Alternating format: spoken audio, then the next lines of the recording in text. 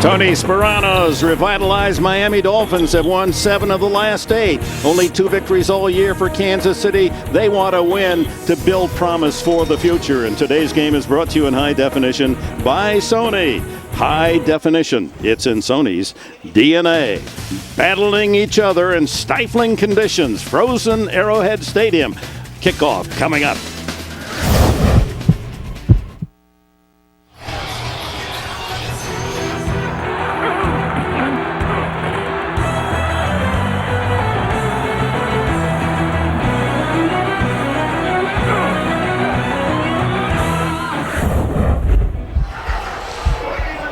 Record lows here in Kansas City. It's the second coldest game ever for the Chiefs and the coldest game conditions that the Miami Dolphins in their history have played. 10 degrees, minus 12 wind chill, and the deceiving clear skies and sunshine belie how really difficult this game conditions will be. Tony Sparano, what a job in his first year. Bill Parcells brought him over from Dallas. A very likable, passionate, animated coach on the sidelines, and he's brought great life to this Miami team. It's Patrick Cobb's back, waiting for Connor Barth's kickoff. Takes it at the 10-yard line, and Cobb's finds the sidelines, and he's going to get a good return out of this. Cuts back inside, chase from behind at the 40, and he's out of bounds at the 32-yard line of the Chiefs. What a start for Miami. DeVar Darling ran him out of bounds. Cobbs, who has not been a regular return man all year, 60 yards on that one. You'll see this all day long, guys, when it comes to these kicks.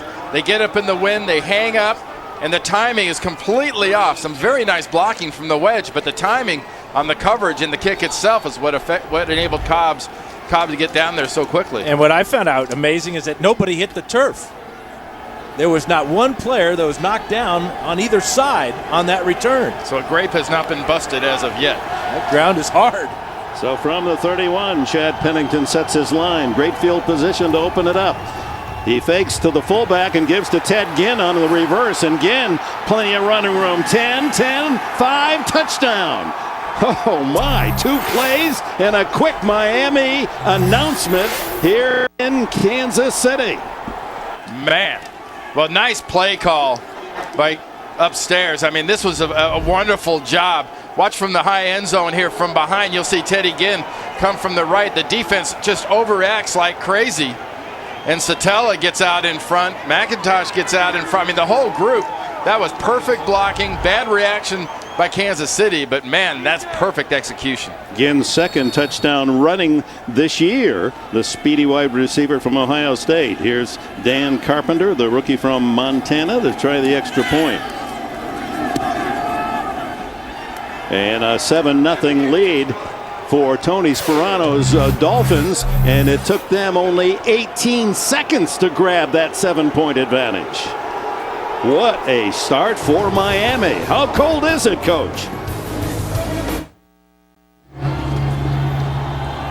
Kansas City had won the toss and deferred. Will get the ball to start the second half, and it took 18 seconds for Cobbs to return the kickoff 60 yards, longest return of the year for Miami, and then for Ginn to run the reverse 31 yards for a touchdown. Carpenter kicks it off, and this kick into the wind goes down to Kevin Robinson on the left side. And Robinson with a good return out across the 40 to the 42-yard line. Eric Walden and Brandon London with a tackle for Miami. How did they score so easily? Well, there's Ginn, and look inside for Ndukwe and Satella coming in from the inside for the blocking. And the misdirection, it really fools the linebackers. The Chiefs have had a lot of problems at linebacker position with injuries and inexperience in the secondary, but a walk-in for Ted Ginn from 31 yards out.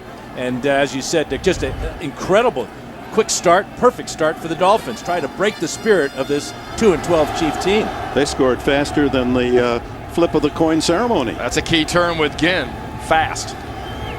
And here's the Chiefs' first opportunity from the 43. That spread formation, and Tyler Thigpen throws complete, and who but Tony Gonzalez to start it out at the 50-yard line.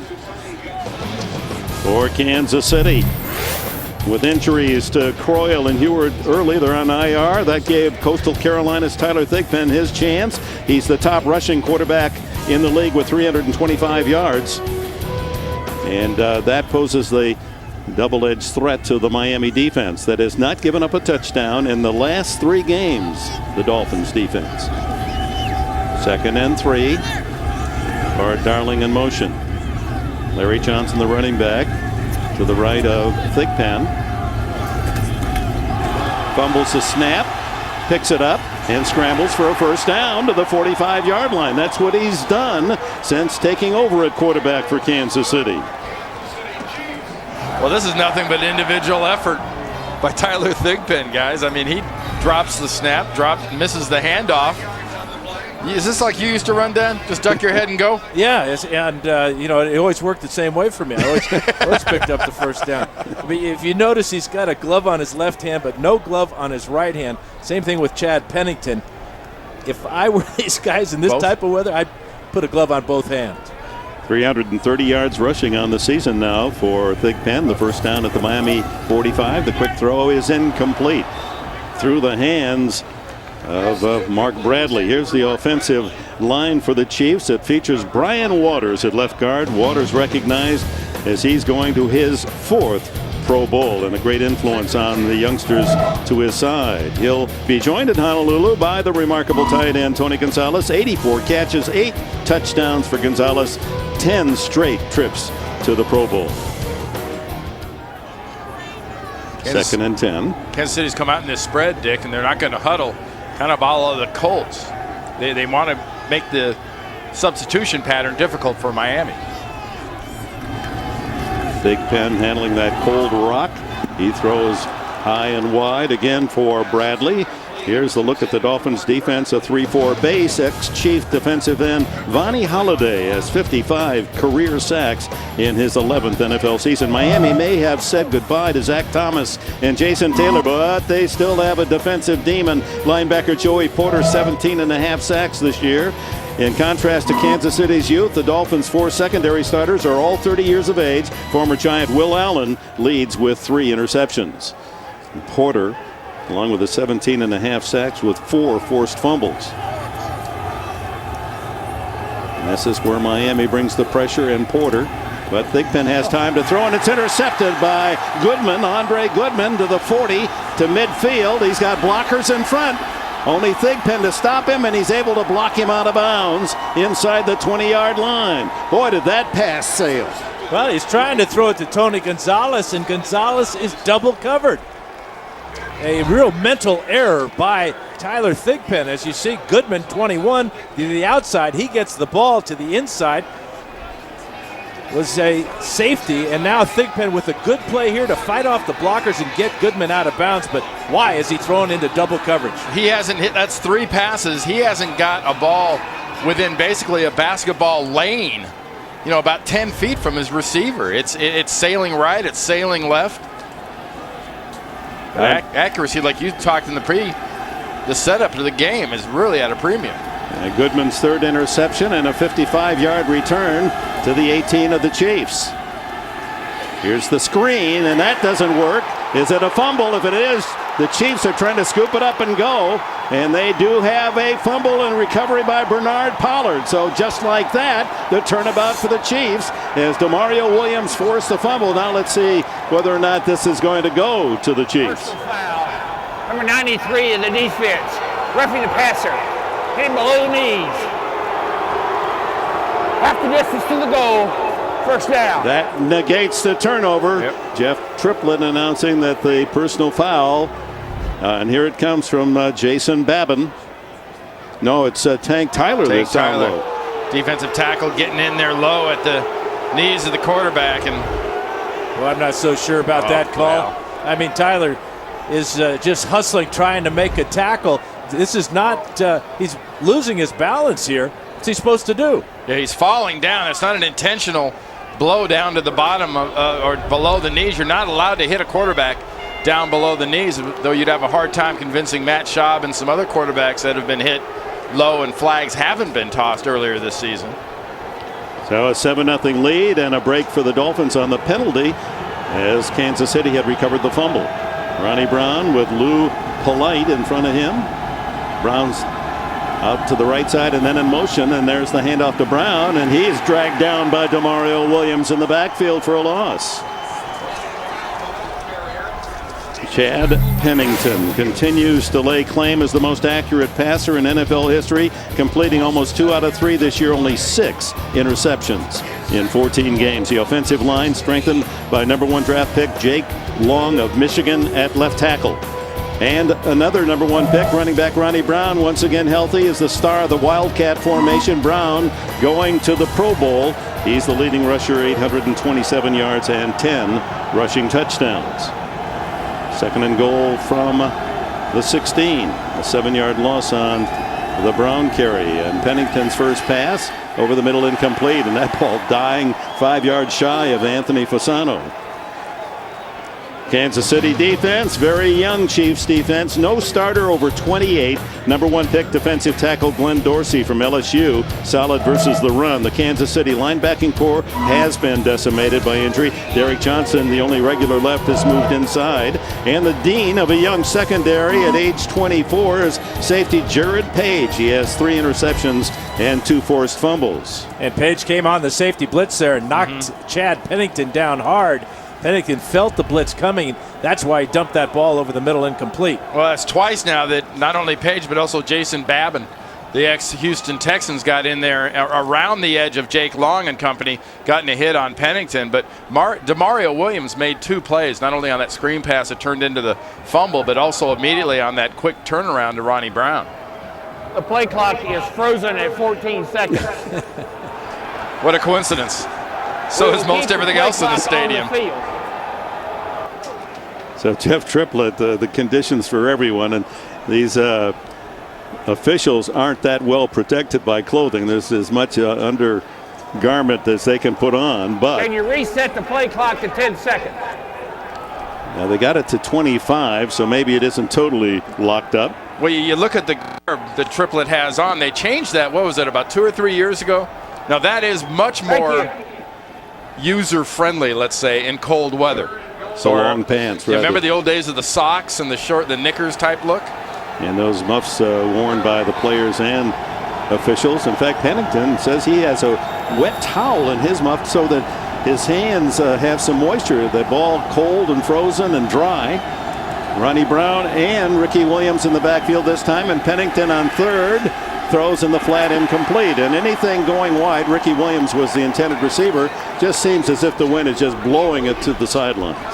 Well, you got to throw spirals, and you have to throw the ball hard. And Chad throws a lot of spirals, but because of his shoulder problems over the years, does not throw a real hard ball. So the wind will affect it. But I'm kind of thinking that pass rush is affecting some of his throws as well, Randy. Well, plus you have to look at the fact, guys, that the ball is solid. It's much more solid. It's hard to get that thing and squeeze it, whether you're the quarterback or the running backs and receivers. Let's see how the wind affects Carpenter's 34-yard try. It is just good. Oh, did that ball drop incredibly quickly, but fell just over the crossbar. The Goodman 55-yard interception return leads to another 3 for Miami. Fans here in the CBS holiday spirit, braving the conditions and an opponent's great early start, 10-0 in 3.5 minutes of this opening quarter. Larry Johnson with Thigpen in the spread. Gonzalez in motion from the 35. Thigpen complete to Dwayne Bowe, and Bowe spins to the 42-yard line in front of Andre Goodman. And we remind you that CBSSports.com has complete coverage of all the NFL playoff races. You get the latest news, updated scenarios, and expert analysis all online right now at CBSSports.com. Gain of 7 on first down on Thigpen's throw. Bowe's first catch today.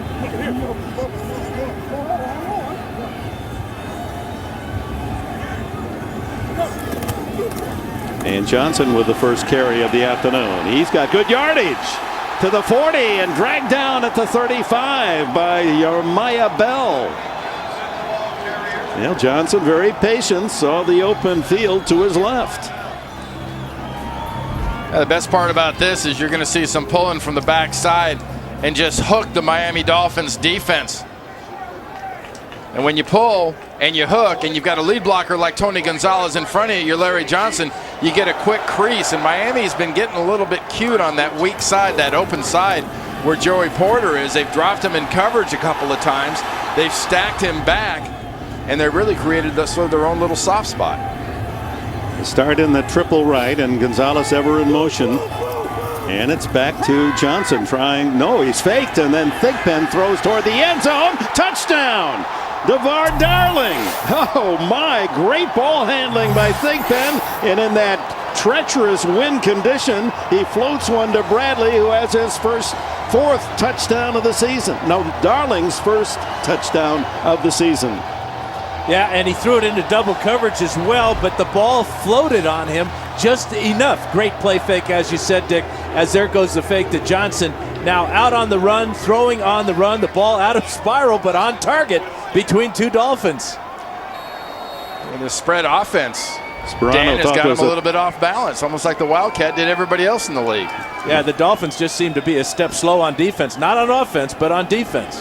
Sperano thought there was a push-off on Darling's part. The extra point by Connor Barth, and Kansas City right back in it at 10-7 on a 33-yard touchdown throw off a great fade. Thigpen to Darling. Fans love Darling. The NFL on CBS is sponsored by Bud Light. The difference is drinkability. And by Kay Jewelers, the #1 jewelry store in America.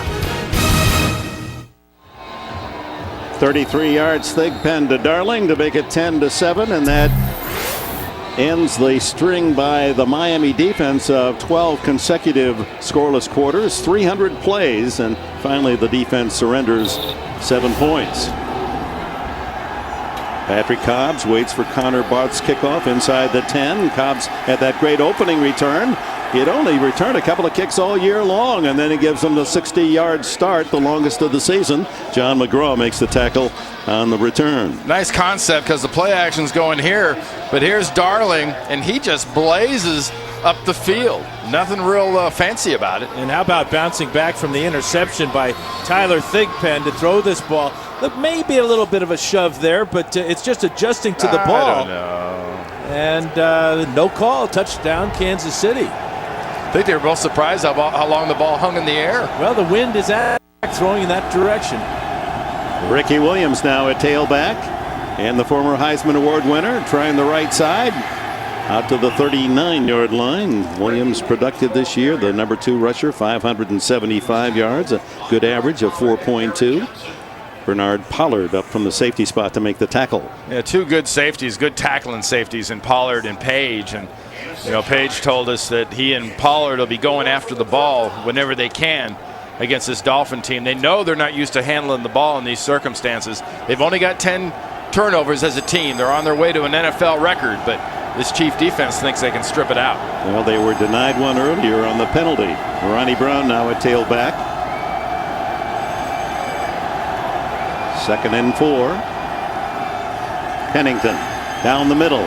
Caught by tight end Fasano, and Anthony Fasano takes it to the 43 of Kansas City. Pollard the tackler. Great job of play action fake here. After the good run on first down, you come right back with play action to Ronnie Brown. And to the right side of the screen is Fasano. Linebackers get good depth here, but it's just a perfect throw by Pennington. Great confidence in his ability to squeeze this into a small area and having big Fasano come down with it. Is that a window or a porthole? That was a peephole.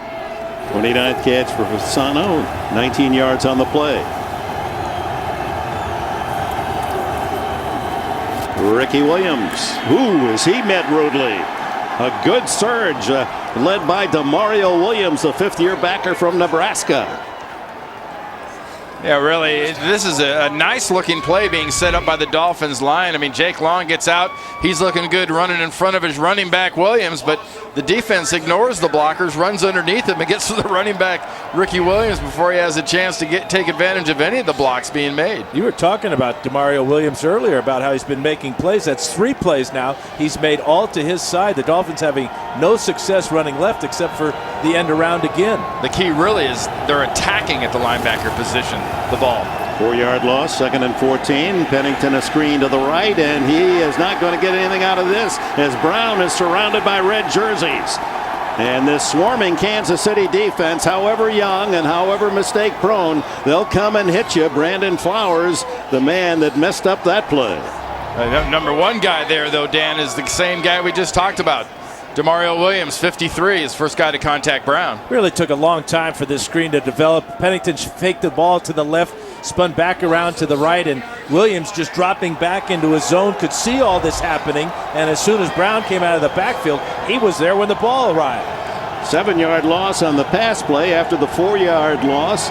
Ricky Williams suffered on first down, so 3rd and long. Back in Miami territory, draw play underneath. It goes to Polite, who rarely gets a call, and he fumbles the ball. Is it a live ball? Pollard picks it up, and he's on his way. Pollard to the 40, the 35-yard line, and no one has signaled that the ball was dead. Andy Ullman finally made the stop. It's down on the 39.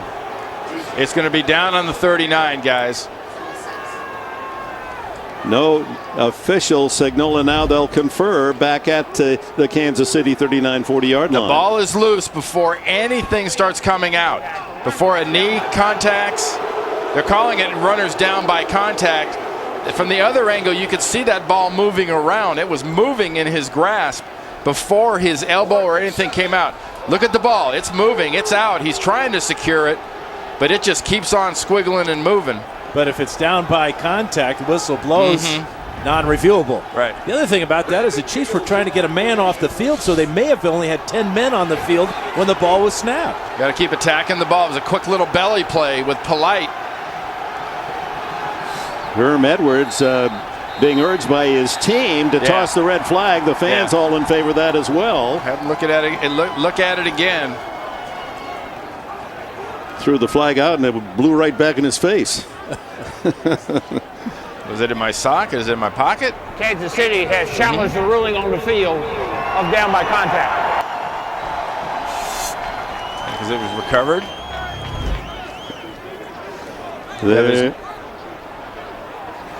So is it Kansas City's ball at the 40, or will Miami be punting when we come back?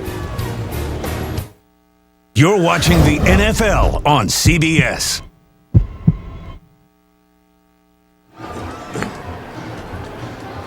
All right, the key here is you got to watch the ball move in Polite's hands.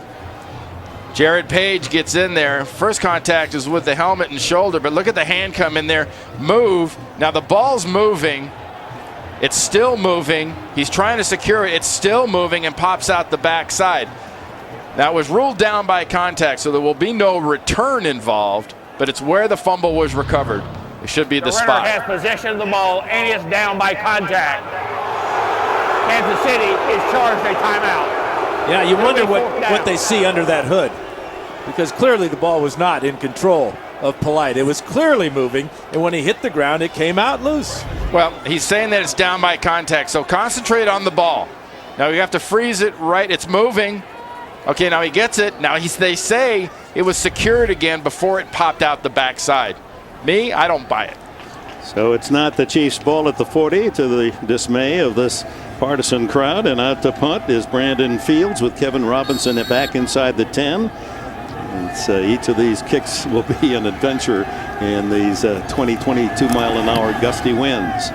He drives this one toward the end zone, and it'll be a touchback for Kansas City at the 20. So the Chiefs here in the opening quarter, trailing Miami 10-7.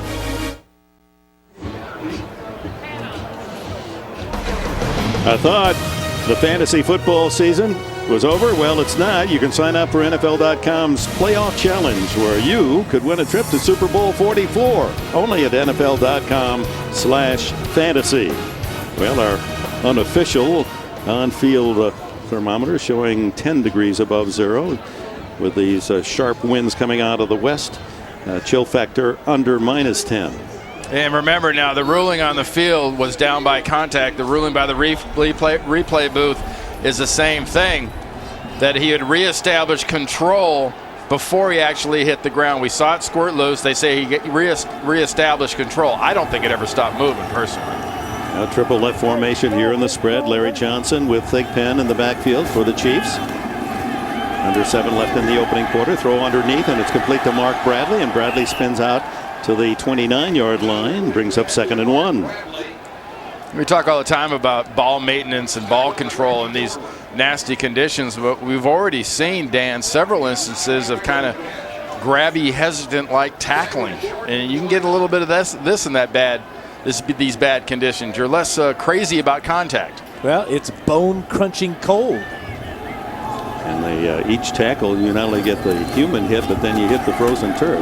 Johnson with a handoff, but didn't need much for the first down. Appears to have picked it up. Matt Roth, strong side backer for Miami, makes the tackle.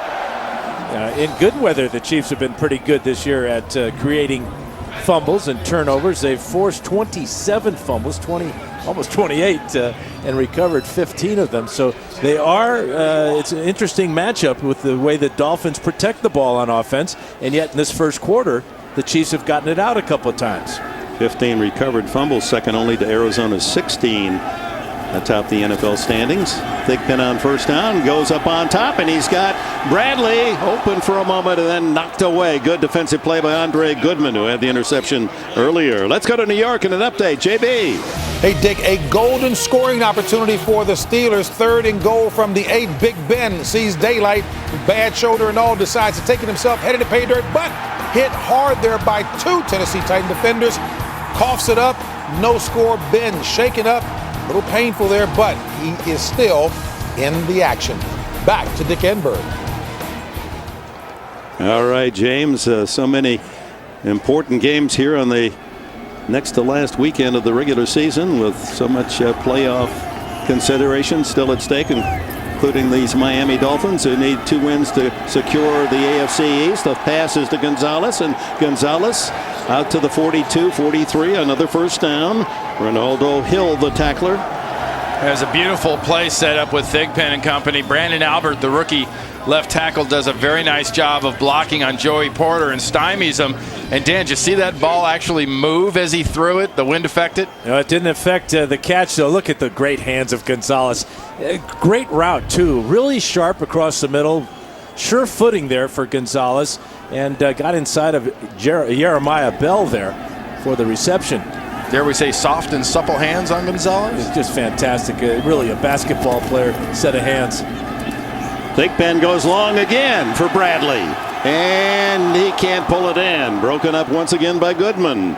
They're isolating Bradley, back-to-back deep plays, and Goodman answering the call defensively. And twice now the ball's come up short, and the wind is at the quarterback Thigpen's back.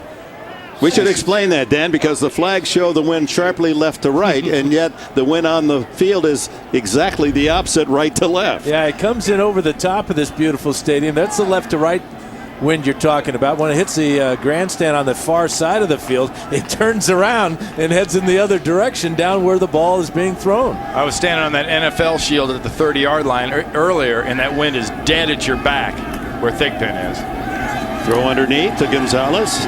For about 6-7, is Gonzalez ever closer to another 1,000-yard receiving season? We've got another update. Back to New York. Hey, Dick, balmy conditions there in Foxborough. Take a look at Lamont Jordan. Good tread on these shoes here. His 2nd rushing touchdown of the afternoon. 14-0 New England on top of Arizona starting the 2nd. And Dick, to Randy, we're all thrilled he's back in the warm confines of that booth. Back to Dick Enberg.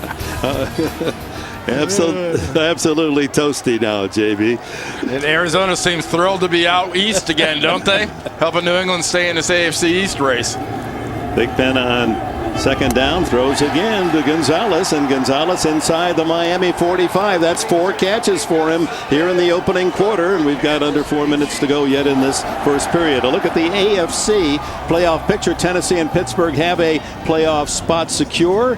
the Jets actually have the edge, although all things point toward a Jets-Miami, nearly a playoff situation next week in New York. And Denver needs either a win today or a Charger loss, and they have secured the AFC West. First down, 44-yard line.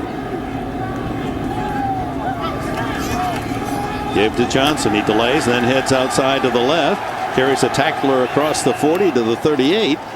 Matt Roth couldn't get him down, and we're keeping JB warm. Let's go back to New York. Hey, Dick, love these playoff scenarios. San Diego needs a win and a Denver loss to set up a one-game winner. Take all with the Broncos next week. Rivers on the move, up top to the tight end. Antonio Gates in the back of the end zone. 15-yard strike. San Diego on top by 7. 14-7. That in the second. Dick Enberg, Randy Cross, and Dan Fouts. All right, JB, a Charger win would put the pressure on Denver to win at home against Buffalo later today to secure the AFC West. Here's the handoff to Jamal Charles, and Charles, the rookie from Texas, sliding right to that yellow line. Looks as if he picked up the first down into the grasp of Jeremiah Bell. You know, Randy, if you look at the way the Chiefs are operating offensively, Thigpen's getting all time to throw. And with that type of run right there by Charles, his initial hole wasn't there. He just kind of found one to the right side. But the control right now is on that offensive line by the Chiefs. Well, a lot of what you do out of this spread offense makes the running game hit softer and hit later. Charles is used to that from the University of Texas. Larry Johnson has been much more of a hard reaction because he's so much more of a downhill runner.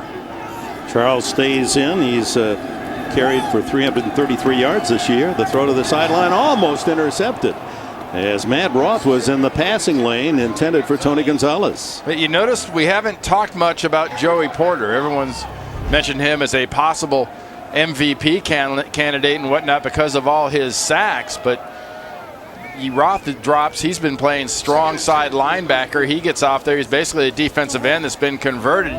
Shows pretty good ball awareness, but we haven't heard much out of the MVP candidate, Joey Porter. Substitutions en masse by Sperano. 5 new players on the field now on 2nd and 10. Again, trips left in this spread formation. That's where Thigpen goes the other way. Up on top to Bradley, incomplete. Well covered. 2 Dolphins there to deny, including Will Allen and Ronaldo Hill.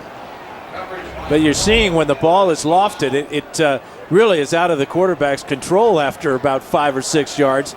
Thigpen knew he had Bradley deep there, just went off his hands. But how about the job picking up Joey Porter by Jamal Charles that time? Yeah, you're going to ISO on a young running back like that. That's usually the worry is what's he going to do against the blitz, and you're putting him against the #1 sack guy in the league, and he more than held his own, and Thigpen's shown quite a tendency right now to put the ball in danger.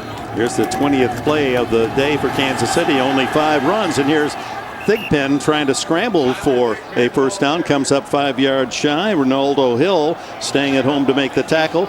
All right, here's a good call. 4th down and 5. Can you try a field goal? You do have basically the wind at your back going right to left. That's the same situation at the end of the game against San Diego last Sunday when Connor Barth missed from 50. He had the distance but hooked it to the left. You go for it here. Yeah, a field goal would tie the game. You play to win the game, Dick. Yeah, that's what so Herm you says. go for it on 4th down. Even in the first quarter here. The wind still knocks down field goals. They were coming out short this direction in warm-ups. So 4th down and 5 for the Chiefs to maintain possession. Throw underneath is complete to Dwayne Bowe, and Bowe nearly breaks the tackle and goes the distance. Will Allen with the stop. It's a first down on 4th down for the Chiefs. It's alarming how similar Dwayne Bowe looks in uniform to Anthony Gonzalez. That gives you some idea how big of a wide receiver he is, and he's got a heck of a set of hands on him too. And the Dolphins were anticipating the pass to Bowe. He had double coverage that time. Ronaldo Hill came over to help out Will Allen, but the job of Thigpen looking to the left side of the field kept the safety Hill away from Bowe. Oh, first down inside the 20 as the Chiefs looking to claim the lead here. 12 on that last play. Here's Johnson following his blockers and drives inside the 15-yard line. That was a nice job by Brian Waters coming from the backside, left guard right into Joey Porter. trapping them out and opening up that run. And the final seconds here as we conclude the opening quarter at Arrowhead Stadium with the Dolphins leading the Chiefs 10-7. And welcome back to frigid Kansas City. Dick Enberg along with Randy Cross and Dan Fouts, where Miami Dolphins in search of a playoff spot need a win today and then a win in New York next Sunday to secure the AFC East. They have a 10-7 lead, but the Chiefs have driven now. This is the 15th play of the drive. It's 2nd and 5 at the 12 of Miami.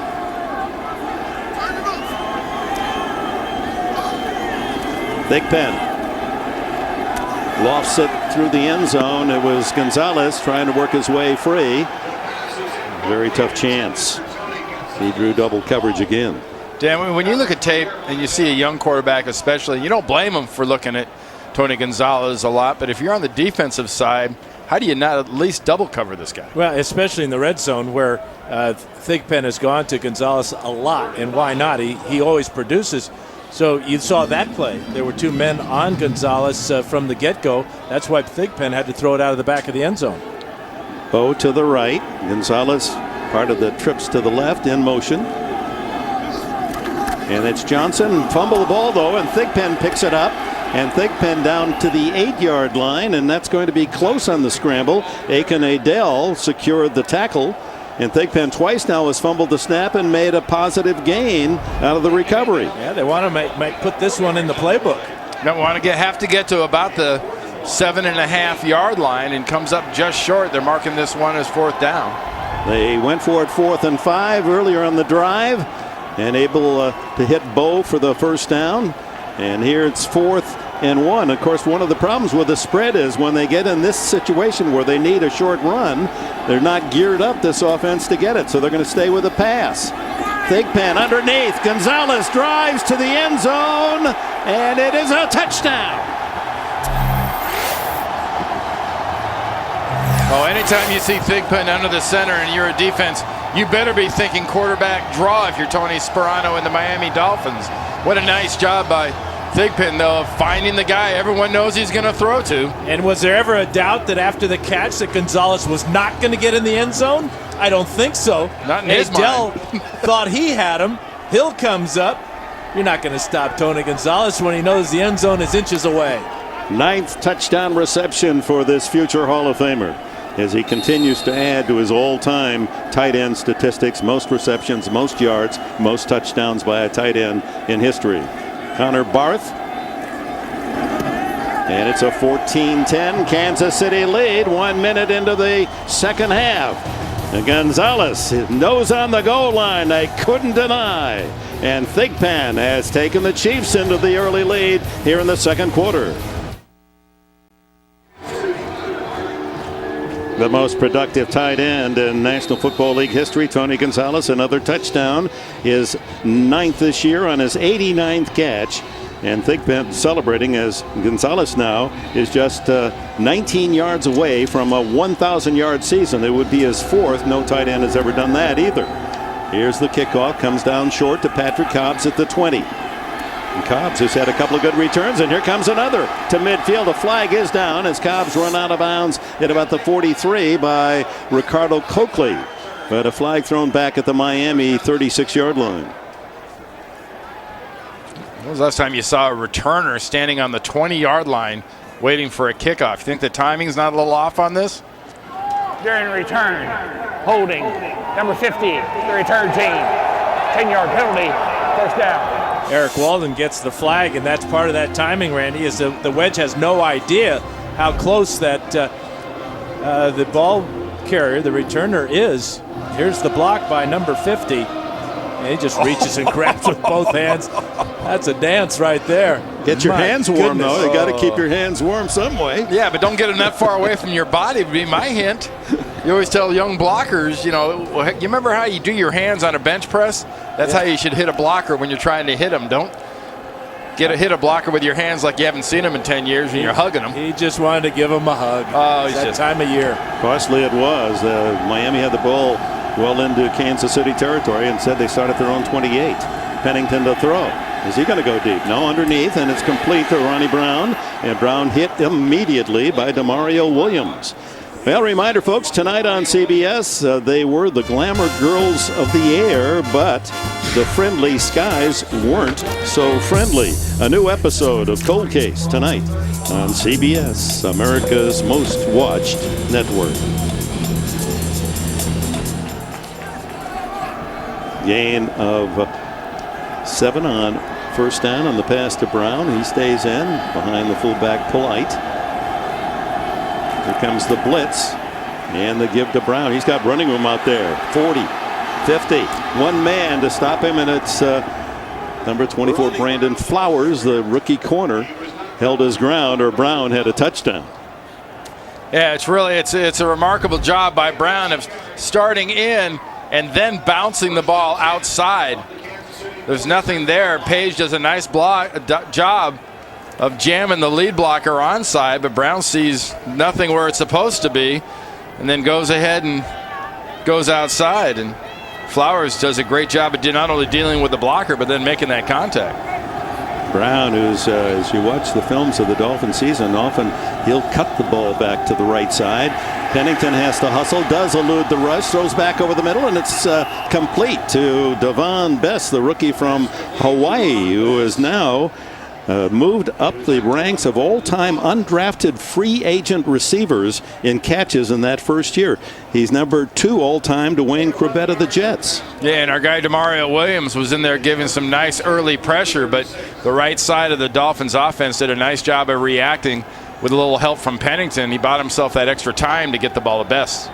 43 catches for Best. He's got 24 in the last 4 games plus this one. Ricky Williams now a tailback on first down, and he gets the call. And he has room. First down and more. Dragged down inside the 25-yard line, and flags go with it as Bernard Pollard may have horse-collared. 2 flags were thrown on Pollard for the tackle. He doesn't quite understand why. Ricky Williams, lucky he's not hurt. Foul. Horse collar. For 49 of the defense. Half the distance to the goal. First down. Ricky got up limping after the tackle by Pollard.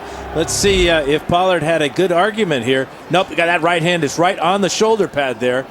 And that's an excellent call by the officials. You cannot grab inside the shoulder pads, as Pollard does with that right hand. And the finish off with the body across the back of the legs is what also makes that horse collar tackle so dangerous. First down inside the 12. Of course, Pollard involved in a very important incident this first game of the season when he hit Tom Brady and knocked him out for the year.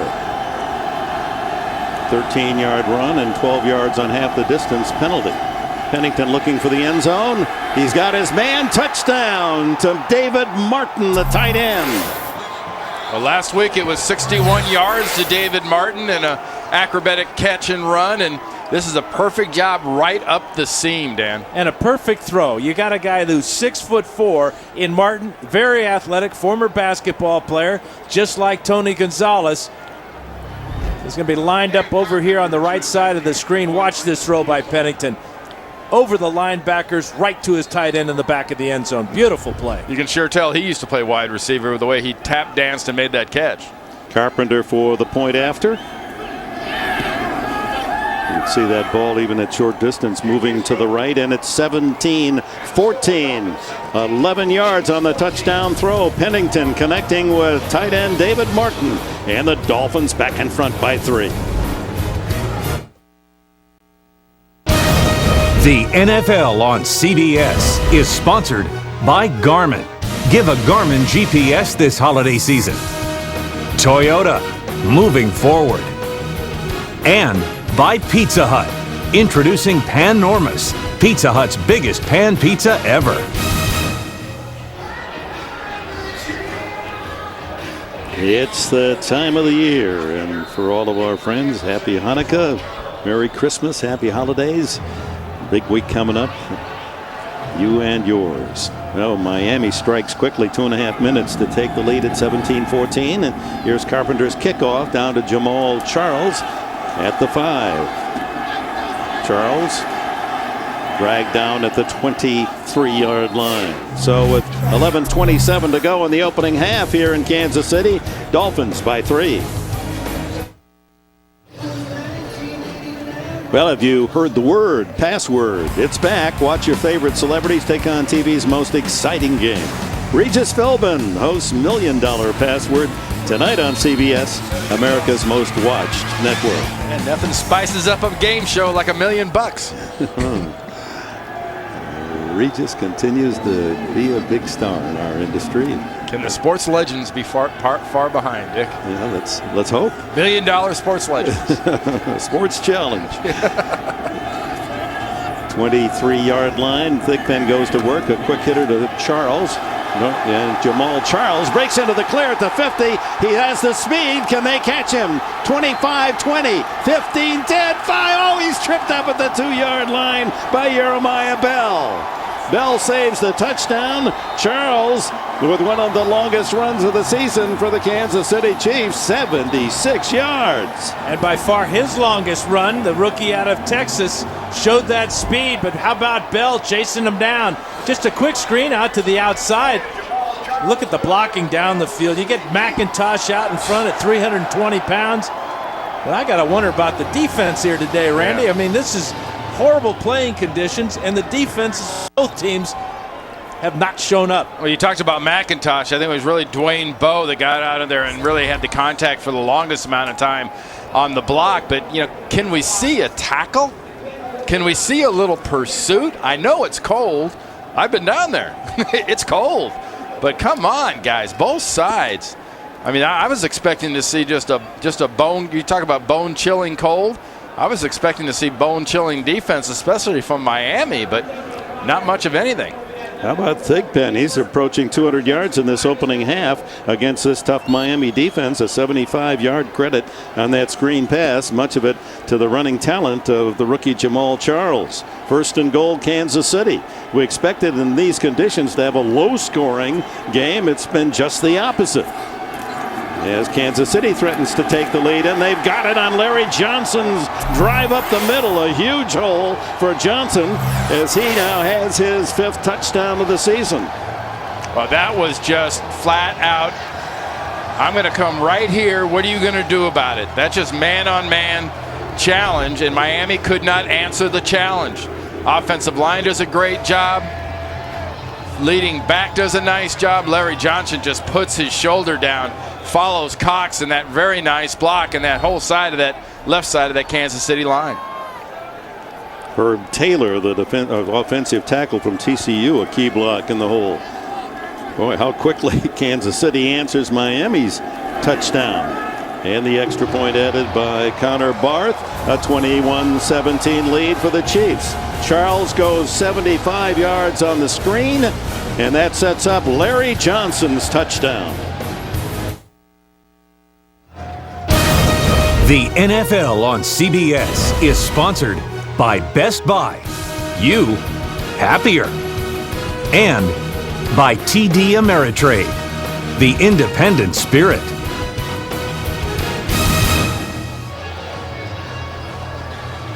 This Kansas City offense has been a de-icer on Miami's tough defense.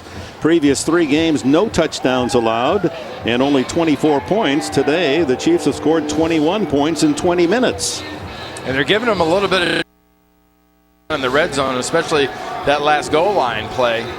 You noted that Herb Taylor had a nice block. He was in his tight end. He's in a tight end right there, and Cox is at fullback next to him.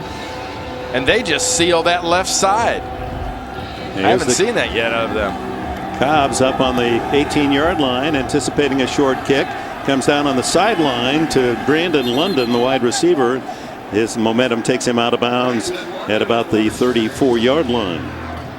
Chad Pennington and company will go back to work as we go back and forth. A team scoring at will in these conditions. To current temperature at 10.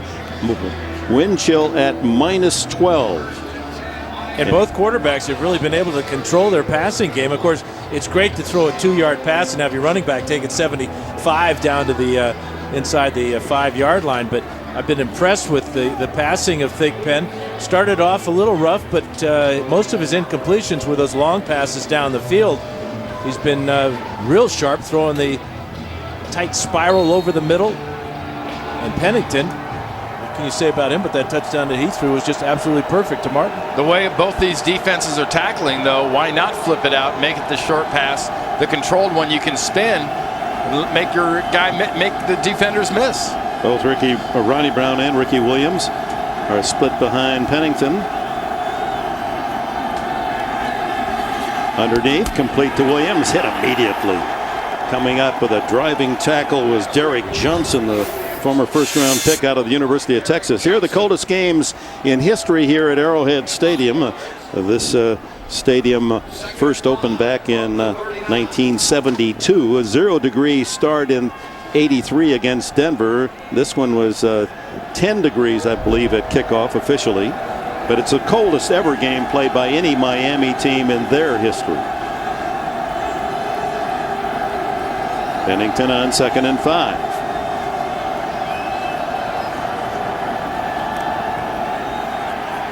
Lots of time. Underneath, complete to Ricky Williams, and he's hammered as soon as he gets the ball. Shy of the first down, Jared Page with a hit. Well, here is Miami's record in the most frigid of conditions. Back in '77 against New England, the coldest 10 degrees today. And all of these were losses except Green Bay in '85. And that's not even counting that great snow game they played against New England up in Foxborough a few years back. It was played basically right after a significant blizzard. Third down and 1. Brown at tailback. Martin, the tight end, in motion. Give to Polite, and Polite is now 8 for 8 on 3rd and 1 or 4th and 1. All 8 tries on short yardage he has delivered, this 4-year fullback from the University of Pittsburgh. Looked like the Chiefs were lined up offside, weren't they, Randy? Oh, you're not kidding. Babin right here from this angle, from the side, it looked like his head was clearly offsides. And Polite just does what he always does in these short yardage situations. No surprise. Going to give it to him and let him burrow. Ronnie Brown now the tailback. We're at the 8:20 mark of this second quarter. Miami trailing 21-17. Pennington, tons of time, throws complete over the middle. It goes to Ted Ginn, his speedy little wide receiver. Ginn, who came into the game with 50 catches on the year, but only 1 touchdown reception. Well, they're not going to get a lot of pressure. They haven't pressured a quarterback all year. Only 9 sacks so far.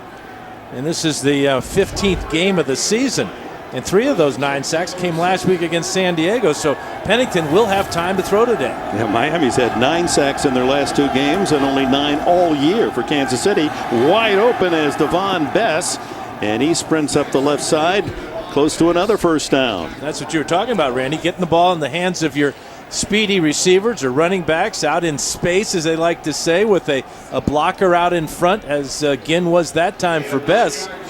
And if Herman Edwards' team doesn't get any pass rush, they're going to get absolutely torn apart by Pennington and his experience. There's Bess right there. And why not? Your footing going forward, if the field is an issue from a footing standpoint, is always better than the guy that doesn't know where you're going.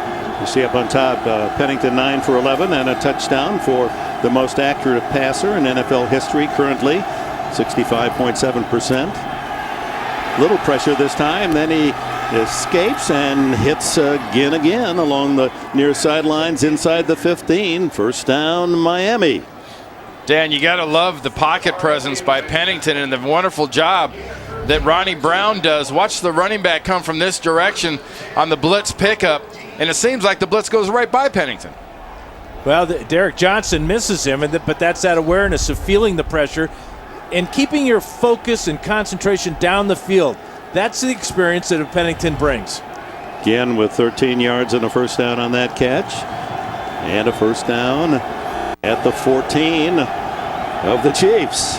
And any defense come up with a stop. Wide open is Fasano, the tight end. He breaks a tackle. He's in the end zone. Touchdown. Anthony Fasano. He and Martin both had a touchdown catch last week in the win against San Francisco 14-9, and they both answer with a touchdown here in the first half today.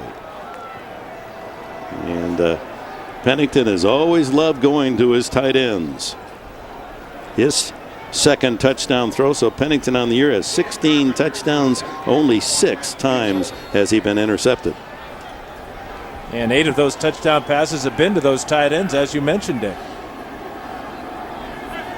Carpenter adds the extra point, sails it through, and the Miami Dolphins have reclaimed the lead 24-21 in the first half.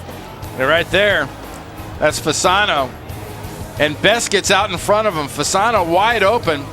He beats the first tackle, and Best is out blocking in front of him on Flowers, and he buys him those extra last couple of yards. 14 yards on the touchdown.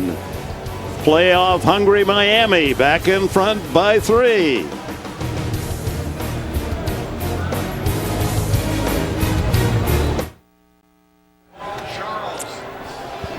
Yeah, the conditions may be frightful, but the scoring delightful in this sub-zero chill factor Arrowhead Stadium.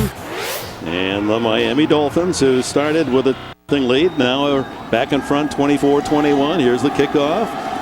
It's Kevin Robinson. And Robinson takes it out. May have fumbled the ball outside the 30-yard line, and the Dolphins say they've recovered. And they have. So the turnover to Miami. They lead the NFL in the turnover differential, plus 12, and they get a big one there as Joey Thomas with the hit and the recovery for Miami. A nice job of bringing that thing loose and then coming back over the top and recovering that ball. Joey Thomas just scoops it up and does what you really should do. The heck with trying to run with it. You see 41 come in from the side of the screen. He curls his body around it and protects the ball and hugs it.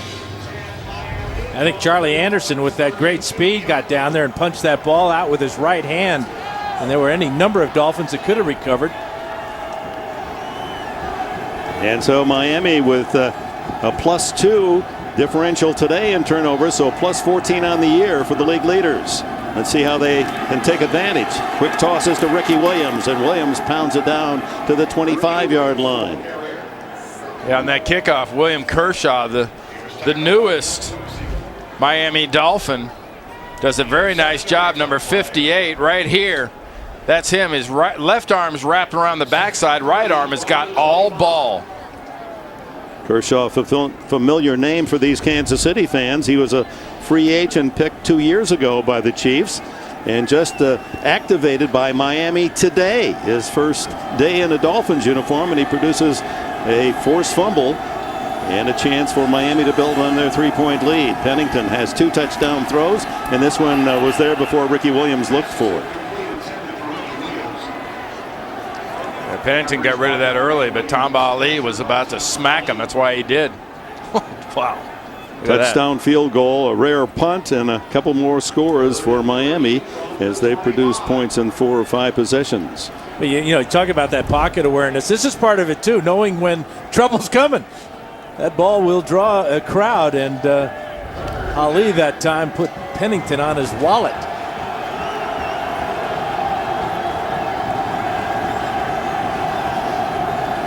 This crowd, the referee, Triplett goes down as he was backpedaling, trying to get in position. Throw by Pennington, complete underneath again, and again with a catch, and another first down inside the 15. Another big hit there by Pollard, the safety from Kansas City. Does a very nice job. Brandon Carr is on the backside, and this is kind of having fun at somebody's expense, but watch Jeff Triplett, our referee. He tried to pick up a towel that was on the field.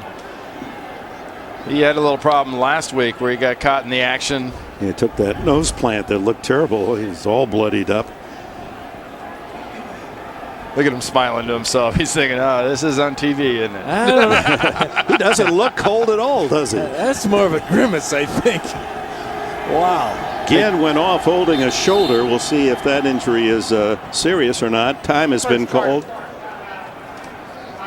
by Miami with 4:33 left in this opening half. That gives us a chance to remind you next Saturday, live, it'll be Bob Huggins, West Virginia Mountaineers. They're on the road to face Evan Turner and the Buckeyes of Ohio State. It's all right here on the home of the NCAA Men's Basketball Championship, CBS Sports.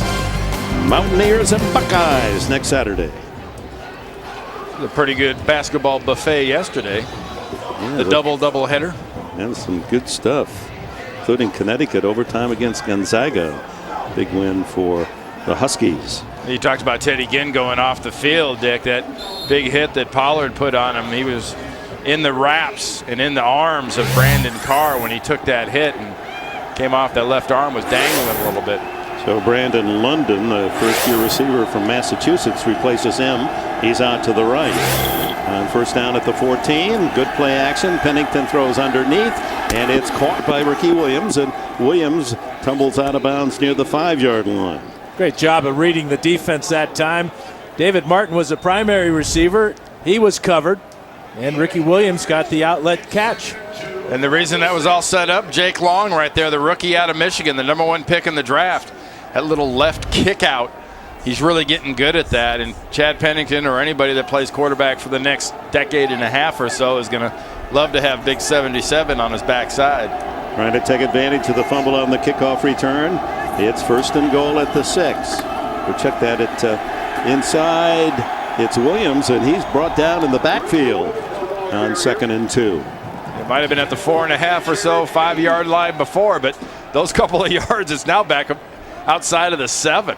That was great penetration. And again, the Dolphins trying to run left, having very little success running left. But their play action has been good, faking that way and having Pennington roll out right. But if I'm the Chiefs now, I'm looking up a couple of tight ends here. Ginn is okay. He's back in the game. 3rd and a long 3. Ginn out to the left. Bess is to the right side. Ernest Wilford in motion. Pennington dumps it into the flat to Brown. Brown corralled at the 5, tries to get inside of the 4, and he's tumbled down. He's marked right at the 5-yard line, a yard shy of the first down. Again, it was Pollard coming up to support Derek Johnson, who made initial contact. Well, we've seen some good individual tackles, but here is just a wild pack of dogs just ascending on the ball. Ronnie Brown gets hit by 1, 2, 3, 5 Kansas City Chiefs. Pollard and company get there just to smack him around. Tony Sperano on 4th and 1 apparently is going to go for it. The Dolphins this year have been outstanding in this situation. They're 9 for 12 4th down conversion, 2nd best in the league to Seattle. They're going to go right down here. Then they're going to call timeout. They've got another clock stoppage coming at the 2-minute drill. You know, the cold weather doesn't affect your speech pattern at all. It's all mental. It's all mental. That's what we heard all week long here. It's not the cold. It's all mental. It's 90% mental, and the other 50% is physical. Thank you, Yogi. Okay, Yogi. So 4th and 1 here. You know, a lot of people think they should kick the field goal here. Yeah. But, you know, in these conditions, a field goal is no guarantee. You got the snap, you got the hold, and then you're kicking in a gusty wind. And plus, Dick, I think the key is that the success and the confidence that the Dolphins have in going for it on 4th down. And is there any quarterback in the league better at the short pass? I mean, doesn't have to run it here on 4th and 1. I mean, Pennington is so good at reading the field and such an intelligent signal caller. Do you do this at a normal formation, guys, or do you see some form of the overload in the Wildcat? Right now it's going to be a normal formation as both tight ends go to the right side. Ricky Williams is the fullback in front, or actually he's the tailback. And Polite has been the man they've used on 4th and 1. Let's see if he gets the handoff. No, Pennington to throw the fade, and it is going to fade away from the receiver. And out of bounds, Joey Hanos, the rookie from Maryland, and that's Dan Fouts. As we started today, you said, boy, they just might as well put the fade away. You just can't throw a soft ball, especially to the sidelines where the footing is so bad. You could see the struggle that the receiver had. Hanos at 6'7" could never really gather himself to get this ball, but the wind just blew that ball almost off the playing field. I also don't understand, why don't you take the points? I mean, you're with the wind. If there is a wind that's helping at all, it seems to swirl. But how come you don't take those points and go up by a touchdown? You make this, or go up by 6. You make this thing 27-21. So they turn it over on downs at the 5-yard line. The Dolphins unable to take advantage of the fumble forced on Robinson's kickoff return as we approach the 2-minute warning here in the opening half. Here comes Larry Johnson, skids out to the 7. And that will bring us to the 2-minute warning here in frigid Arrowhead Stadium, Kansas City, where Miami, Tony Sperano's team, needs 2 wins to get to the playoffs. They lead by 3. There's so much to sort out of the playoff picture, and coming up on the Sprint halftime report, you'll get the latest from New York, all the NFL scores and highlights, coming up on the Sprint halftime report. Miami now defensively trying to stop Kansas City deep in their own end, get the ball back here, but Johnson is going to deny that. He has a first down, and he steps out of bounds with the ball at the 21-yard line. Andre Goodman there to push him out. A nice job by Damian McIntosh pulling around, and great patience by Larry Johnson, because as we've seen so many times today, the run has developed a little bit slower for the Kansas City Chiefs. But I like this approach. Don't do anything dumb. Don't take any crazy chances backed up like this, especially in the game the way it is. Chiefs have 2 timeouts. 1:53 clock stopped on the out-of-bounds play. Johnson 55 yards rushing here in the opening half. Big Pen. He scrambles.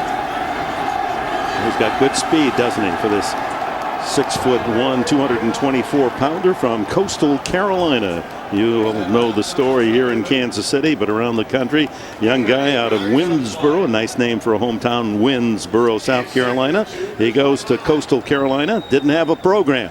The very first year, all he did was practice. He was more attracted as a tight end than quarterback, but he became the quarterback, and here he is, a 7th-round pick a year ago by Minnesota.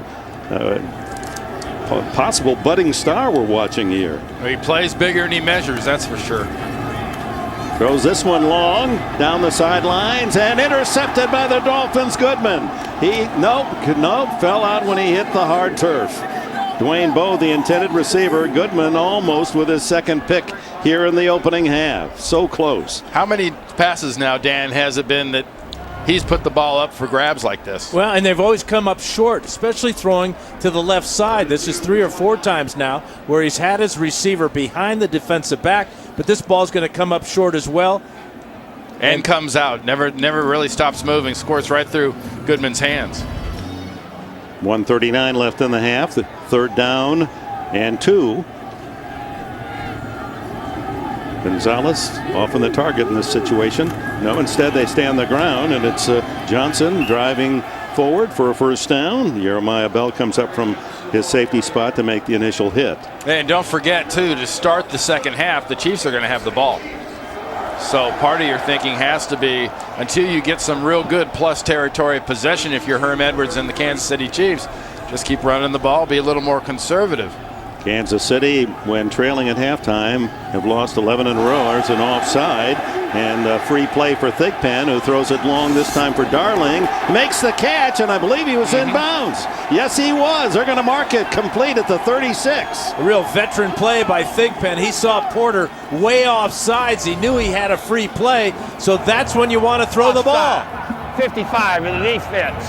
And penalties decline. First down. Great presence of the sidelines for Darling, who backs his way, tiptoes, and stays in bounds. He dots his heels. 1-2. I don't know if he. That might be worth I'd have to look review, at that. because I might that want to looked review that. That right upstairs. heel may have been out of bounds, and here comes the stoppage of play to do exactly that, Randy. This is a call from the replay booth, not a challenge from the sidelines. Now watch him get the ball, but look at the feet. Right around the ends, the sideline there. Looks like before he really gets the ball, where does he have possession and where are the feet? So there he has it. You know, his heels never hit the ground. His toes were in. What? Talk about presence of mind. They see here he's got it, so there's toe and heel. That's very good. Good catch. Darling, who was on the receiving end of a touchdown to start the scoring for Kansas City when they had trailed early 10-0 as Miami scored quickly. They had a 10-0 lead in the first 3.5 minutes of the game. And then Darling with a 33-yard catch from Thigpen, and a man rarely used this year, had only 12 catches in 14 games. A couple of big ones this afternoon. Nice job. There it is, circled right there. It's the right toe and the left heel. Perfect, and that right heel never hits the ground. Yeah, but your heel has to hit the ground if you're going out of bounds backwards, I'm told. But if you're catching the ball on the with your going forward, you dot the I's with your toes. But if you're backing out, the heel must come down as well. So this may not be a completion for the Chiefs. There's the right foot, never hits the ground. Left foot comes down. It is also, the front of the foot is on the ground.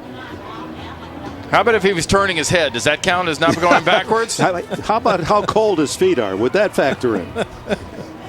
Very nice. There was the offsides penalty, obviously, so they'd get the down over with the 5 yards closer. But if the pass is ruled complete on the review, it'll be a first down at the Miami 35 with plenty of time. 1:05 left in the half, and still 2 timeouts in Herm Edwards' pocket. Comes Jeff Triplet. The receiver catches the ball 2 feet down, inbounds, third foot out of bounds, then hit. It is a catch. Wow, and I missed the third leg. Now we got both toes in, both feet in, and the third leg hits, and it was out of bounds. Now, here we go. There's 1 is the right, 2 is the left, and that's the catch. Wow, a backward dotted I. That sounds like a diving move. That's a beautiful tap dance by Darling. First down at the 35 as Kansas City trying to take the lead before halftime. Their 2 wins they led at halftime this year. Scramble. Thigpen, all kinds of room to run. 20.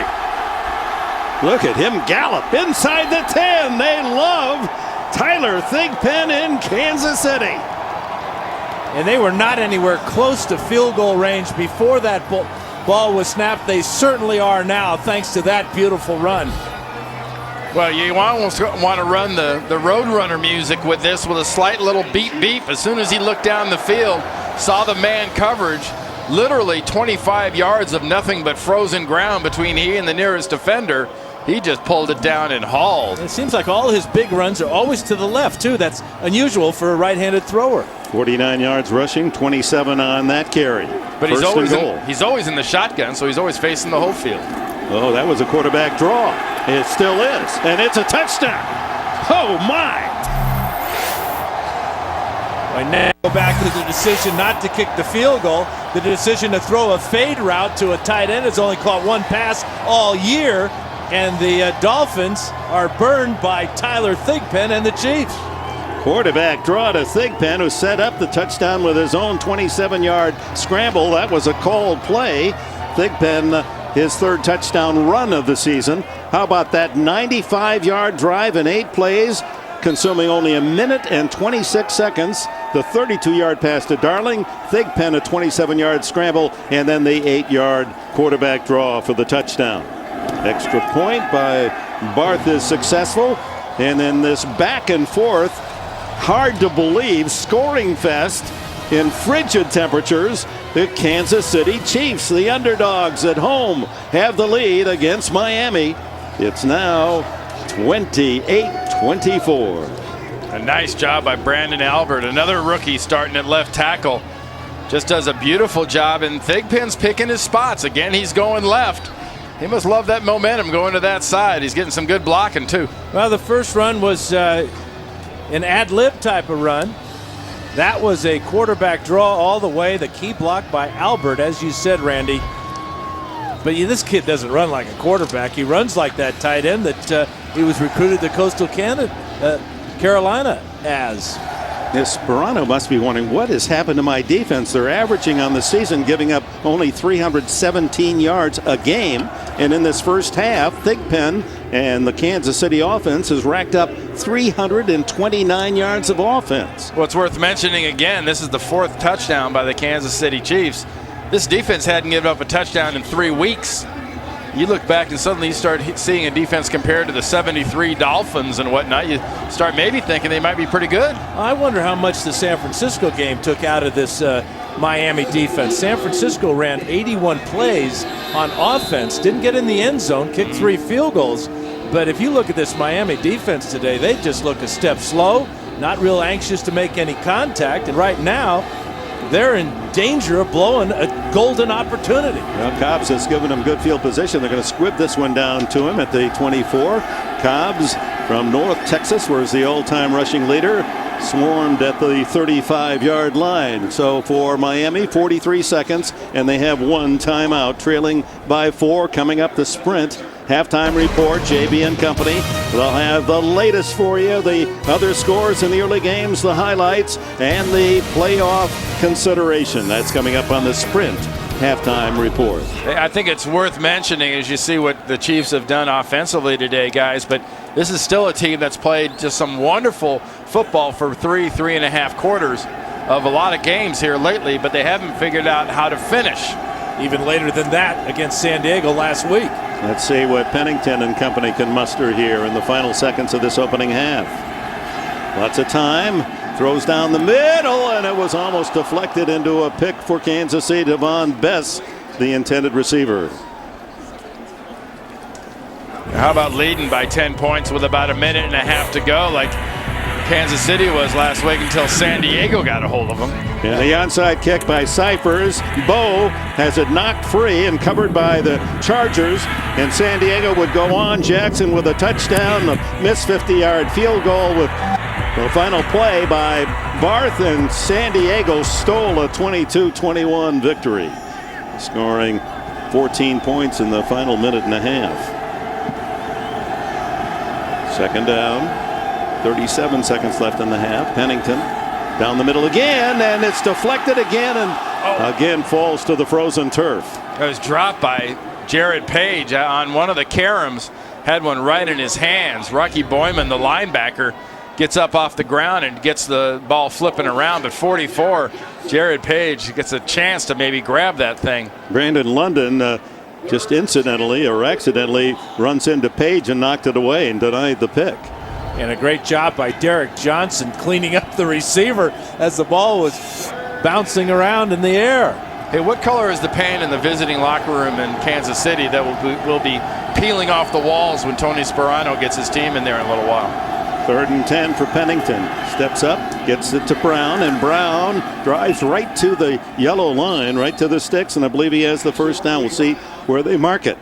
Because you talk about the word Dick used earlier to describe Tony Sparano was that passion and that enthusiasm, and a guy like Herm has it, but Sparano, and his team really reflects the way he is, and that's one thing you haven't seen on him, Dan. Well, the thing about this Dolphin team, and I go back to that 49er win last week, but also they've been on a heck of a streak, and it's so tough to maintain that, especially for a team that was 1-15 last year. This is a new experience for a lot of these guys to be in a playoff hunt, to control your own destiny, all those things that are ahead of them.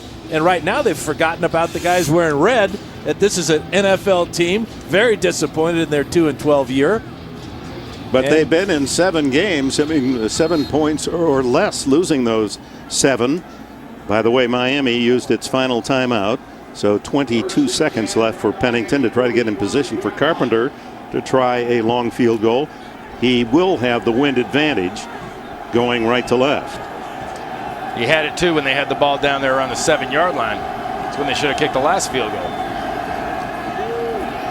Pennington on the run, and almost, is it intercepted? Yes, Jared Page pulls it in, and the turnover, and that's rare for Pennington and Miami.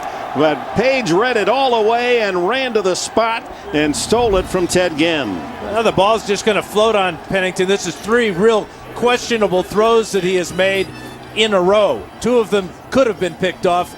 That one was picked off. Yeah, but Dan, how much of that is also just a beautiful play by Page reacting that ball in the air and just making that flat-out diving catch. Now, you've got 16 seconds to go on the clock, but the Chiefs have 2 timeouts and the ball back, I'll mention again, when we continue in the third quarter. 102 passes in a row without an interception for Pennington until Page spoiled that with his 4th interception of the year, the former UCLA star. Well, let's see what Thigpen has for this Miami defense, as he's been passing and running at will against Miami today. They use a corner blitz and an incomplete pass as he tried to dump it off to Jamal Charles. Yeah, that interception too, guys. We talked earlier about how Miami only had 10 turnovers coming into this game.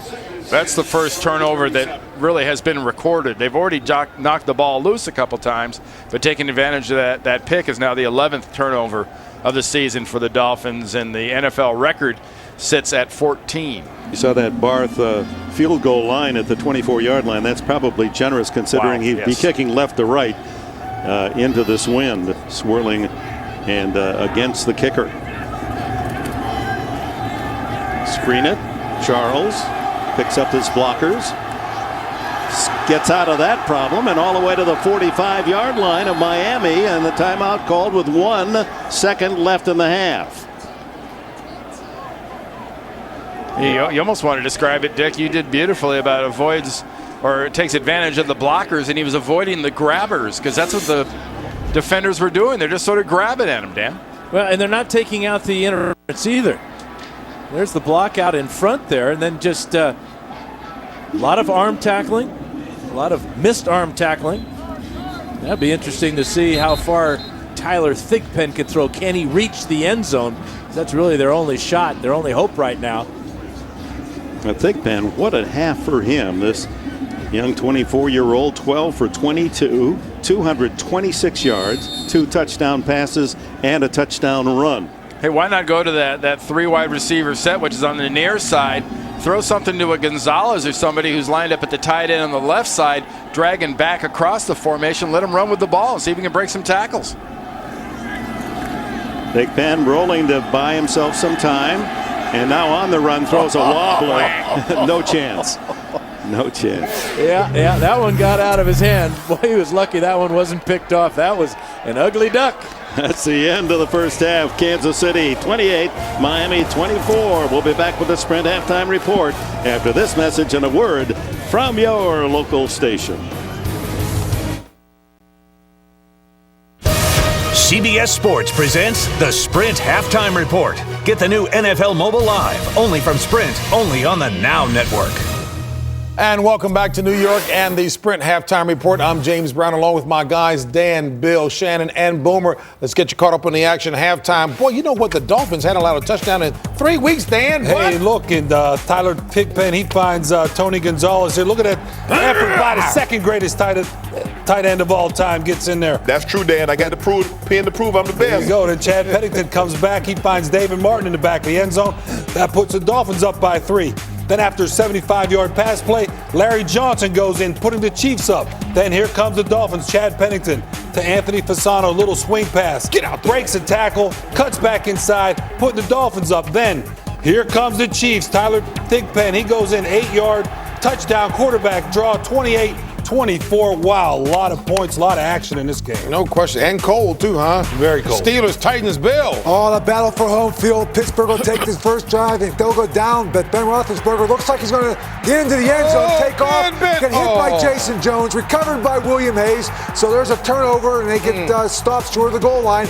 Ben goes back again, holding the ball. He's going to get the ball stripped. The second turnover of the first half, recovered again by William Hayes. And then Kerry Collins will make him pay at 119 yards in the first half and finds Justin Cage in this beautifully thrown 33-yard touchdown pass. But we saw the worst of Ben, and here's the best of Ben. He finds Santonio Holmes for his 31-yard touchdown, and it's 10-7 into the third quarter. Little nip and tuck action there. Boom! It's a blizzard in New England. The Cardinals are coming. And the Patriots are ready for them. And take a look at this. Here comes Lamont Jordan, his second touchdown of the day, 3 yards, 14-0 Patriots. and it's a steamrolling since then. Patriots quarterback Matt Castle, he's going to find Kevin Falk. Look at this. It's a steamroller right there. You're going to win for a touchdown. 21-0. How about that's right. How about this? This is what he's going to go in for the touchdown. 28-0. It's going to be 31-0 at halftime. Snow Angels on top of it. And how about this? The first play of the second half for the Patriots. Here comes Randy Moss. 76 yards for the score. It's 38-0. Patriots over the Cardinals as the second half begins. Warm up the plane. Keep it running. Never cut it off. Chargers, Bucks. San Diego, Phillip Rivers, he might have been snubbed for the Pro Bowl, but he's showing you why he should have gone. 11-yard touchdown pass to Brandon Maliuna, JB. Earned it 7-0. Clifton Smith, he's going to the Pro Bowl, JB. He's the first rookie for the Tampa Bay Buccaneers. Wow. It's Warwick Dunn to be voted to the Pro Bowl. 71 yards. This would lead to a touchdown, 7-7, Tampa. But here, Phillip Rivers slides, scrambles to his left. He's looking for Antonio Gates, 15 yards, 14-7, San Diego. 20-10 at the half with Jeff Garcia. Boom. Throw the ball to him. Throw the ball to him. John, I used to hate when you did that to me. 2017 Chargers. Let me add to the stats, right? All right, Saints, Lions. Oh, could this be the day? Like it's a tough start for Detroit. Robert Meacham takes this. He goes 20 yards for a touchdown. But those pesky Lions are going to come back. Dan Orlovsky's going to go back. He's going to find Calvin Johnson. 43-yard touchdown pass. But no, the illegal formation called, and New Orleans will go down on a Deuce McAllister 2-yard run, go 14-0. The Lions will come back and cut it to 7 on a Kevin Smith 1-yard touchdown run, but then New Orleans just takes off again, 28-7. Back in the day, the Battle of Ohio was a big deal. Esias and Kozar, that kind of thing. We got Anderson, Bradshaw, Fitzpatrick. Here comes Leon Hall. He's going to take it back 50 yards for a touchdown. The Bengals want the battle more than the Browns. So here comes Fitzpatrick. He drops it, picks it up. Good poise, young man. Get that first down. He gets the first down. Go down. Don't take the hit. Very good. Now he's going to find Chris Henry with a floater over the right shoulder. And it's a touchdown. It did have a little steam on it. 14-0 Bengals over the Browns. You guys are too much today. Hey, the play of the day in this game. Watch it. Kids at home, watch this form tackle. Yeah. Bang. You knock him down and don't take anything off that. Guard DeFelice, the umpire. Watch the flipper, too. He throws his elbow. Look at him. Yeah, that's what he lowered his hips and everything. We got that from Orad. Yeah. Oh, man. And then later on here, Mark Bolger, after that tackle, who cares about this touchdown, right? Keenan Burton, 30-yard touchdown. All right. Pittsburgh, and Tennessee. watch Go this ahead, now. I'll Coach. tell you what, here comes Ben coming back right now. He's going to 21-yard touchdown pass, and Pittsburgh coming back from down 10. Got us a ball game. Oh, boy, you know what? The umpire shouldn't do that. Man like Garth, you got to make tackles. Second half of your game coming up. What a hit. CBS Sports presents the Sprint Halftime Report. Get the new NFL Mobile Live, only from Sprint, only on the Now Network. Here in Kansas City, a scoring fest that would belie the conditions. Ginn got it started for Miami. Pennington, a couple of touchdown throws. But Kansas City with answer on the arm and the legs of Tyler Thigpen. And against a Miami defense that had not allowed a touchdown in 3 games, 4 touchdowns in the opening half for the hometown Kansas City Chiefs in their season finale in the second half, with Kansas City getting the ball initially. Brought to you as always in high definition here on CBS. Just a stunning turn of events. You fellas nailed it, though. Both teams would run low scoring. The sound in the background, the song is cold as ice. These offenses haven't been cold as ice. Kansas City hadn't kicked a punt yet. Well, you know, Randy, you talked about the paint in the locker room of the Dolphins. It's the defensive locker room that's going to need repainting. Kansas City averages 300 yards a game in offense. First half, they're 350 yards in the first half in total offense. So that defense in Miami just has not shown up today. You know, Randy and Dan, you know, you hear all the coaching cliches and the sports talk about, well, warm weather teams going to cold weather climate. Hey, it's only cold for 3 hours, 4 hours. It's just as cold for the home team. Well, you have to, in analyzing that first half defensively, Miami not tackling well at all, it had to impact their mental and physical. I believe firmly what Dan was saying in the first half. Kansas City had a lot more to do with it than Miami not being ready to go. Those 81 plays last week could have been a factor, but Kansas City has got more fight than the Dolphins expected. And Kansas City really due credit going to Herm Edwards. His team has played hard, although winning only twice. They've given up games in the second half. Here they have the lead. Let's see what happens today. But look at those astounding numbers, especially on the Kansas City side in the first half. Again, if you're just joining us, these are all in conditions 10 degrees temperature and a chill factor -12 at the start today. Kickoff comes down deep this time. Jamal Charles from his own goal line. And Charles to the 21-yard line and smothered there, led by the former Chief Kershaw. Here's Thigpen's efforts here. Even when he made a mistake, he turned it into a positive gain. A couple of those in the half. And we really only saw one planned quarterback draw, which was the one where we got that nice block from the rookie Brandon Albert for this touchdown right here, but every other one was just ad-lib. He averages 6 yards a carry and has added to that, obviously, in the first half. His total yardage in that first half, 283 yards, 57 rushing.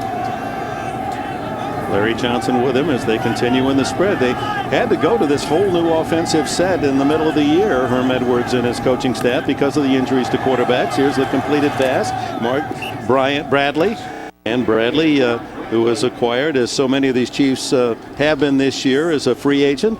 He was out of work until October 1st, and he takes it out about 6 yards on that first down throw. A little bit different formation defensively for Miami off the get-go. They've got Joey Porter with his hand on the ground, up almost like a 4-4-3 look, with Jeremiah Bell, the safety, in the box as a third linebacker. And now they bring Porter with his hand on the ground to the bottom of the screen. Porter, who has 17.5 sacks at the start today, but hasn't come close to a touch. And look at wide open Larry Johnson. He's got blockers with him. 50, sidesteps a couple of tacklers inside the 40-yard line, and the Chiefs continue to shred this Miami defense. Well, good catch, Dan, on the location of Porter, because Porter's the guy that they're going to option off of. Thigpen comes out, he spots, he's got his guy. He says, okay, I'll option off of Joey Porter. He's got Johnson. Porter doesn't close. Give him the handoff. And then missed tackles in the secondary. There's 10 extra yards for Johnson as he breaks another tackle. 33 yards on the play as Porter, he went for Thigpen, and Johnson had raced right by him. Larry Johnson now with 92 yards on 9 carries in the game. Thigpen and flag down, a false start for Kansas City. It's been relatively penalty-free today. Jeff Triplett trying to find the button on that microphone. Both start. 76 to the offense. 5-yard penalty. First down. Virginia rookie Brandon Albert, the #1 pick at left tackle. The key to remember, too, as you take a look at some of the stats, passing and rushing and receiving, is for Kansas City, this is an offense that really has only been in place since, about midway through the season? They pretty much changed it and custom made it to Tyler Thigpen. They lost Croyle in the second game and Damon Heward in the 5th game.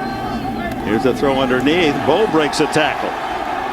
They had him for a loss, and he's down to the 35-yard line. It'll be second down and 6. Yeah, Marty Holiday made the tackle. Ran out of the tackle. Will Allen saw that play the whole way while Bo was catching the ball.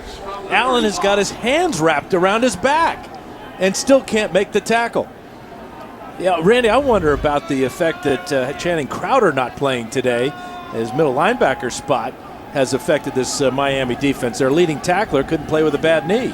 Reggie Torbor replacing Crowder, and Adele moving inside. But in this pass offense of Kansas City, here comes the blitz, and wide open is Tony Gonzalez, and Gonzalez has another Chiefs first down at the 26. What a nice job of coming off the backside with the blitz, and a beautiful read by Tyler Thigpen. Nathan Jones, 33, is coming off the slot, and that's what it's all about as a quarterback. This is when you know you're getting the hang of playing the position. When you anticipate the blitz, you see the blitz coming, you take your time, you find your outlet receiver, and you get another first down. That's a great job by Thigpen, seeing Jones coming and getting the ball to Gonzalez. 6 catches for Tony Gonzalez, a touchdown, and he's 9 yards away from another 1,000-yard season.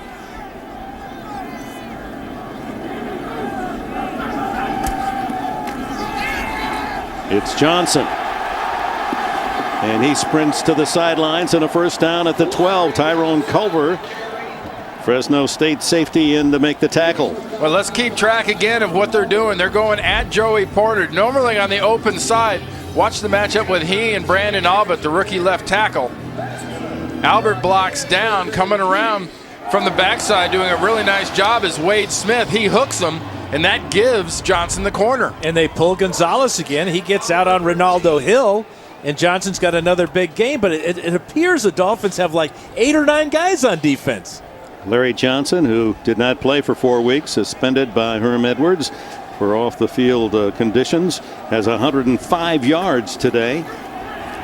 Big Pen brought down finally for a loss back outside the 15-yard line. A nice job by Nathan Jones coming off of the blitz where the bunch formation was. He was the 4th defender around the bunch and came off that blitz inside. New England leading Arizona 41-0, so that game is over middle of the 3rd quarter. So Miami can ill afford to lose against the Chiefs today. They need to win here and then beat the Jets next week to secure the AFC Eastern title. They cannot go into the playoffs as a wild card. Dozen to go on 2nd down, and Big Pen off play action fakes, throws it inside, complete to Bradley, and Bradley hit immediately at the 10-yard line. Let's look at the AFC East standings with 3 tied at 9-5. The Jets having the advantage with 4-1 record in the division, and New England's going to go to 10-5. Can the Miami Dolphins today? Not the way they're playing defense, they can't.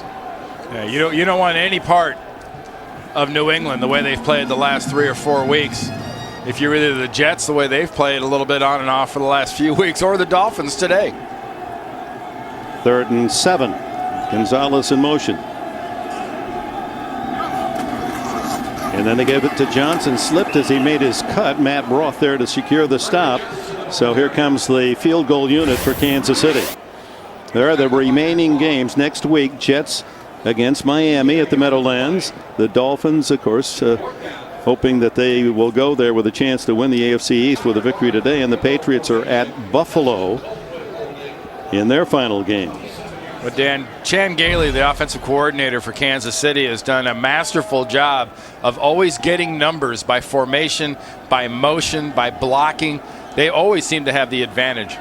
27-yard attempt by Connor Barth, and the rookie sends it through from North Carolina. Barth, he's now 10 for 12 on the season, a touchdown lead for the home team. I think our thermometer needle is frozen at 10 as well. It hasn't budged since the start of the game, although it is getting colder. Wind continues to gust up over 20 miles an hour, and boy, tip of the hat to all of our technicians, camera guys and girls, and their effort in these conditions. Thank you so much. Here's the kick, and that one's going to fly easily out of bounds, and the Miami Dolphins will start at the 40-yard line as Connor Barth unable to get a full foot on that one. Ball will be placed at the 40-yard line, first down. Miami trailing by a touchdown will have their first opportunity second half. The NFL on CBS is sponsored by Southwest Airlines. Low fares, no hidden fees. Zantac, heartburn, attack it. Zantac. And by the Phenomenal 4 from Mitsubishi. 4 cars, 4 cylinders, 0 compromises.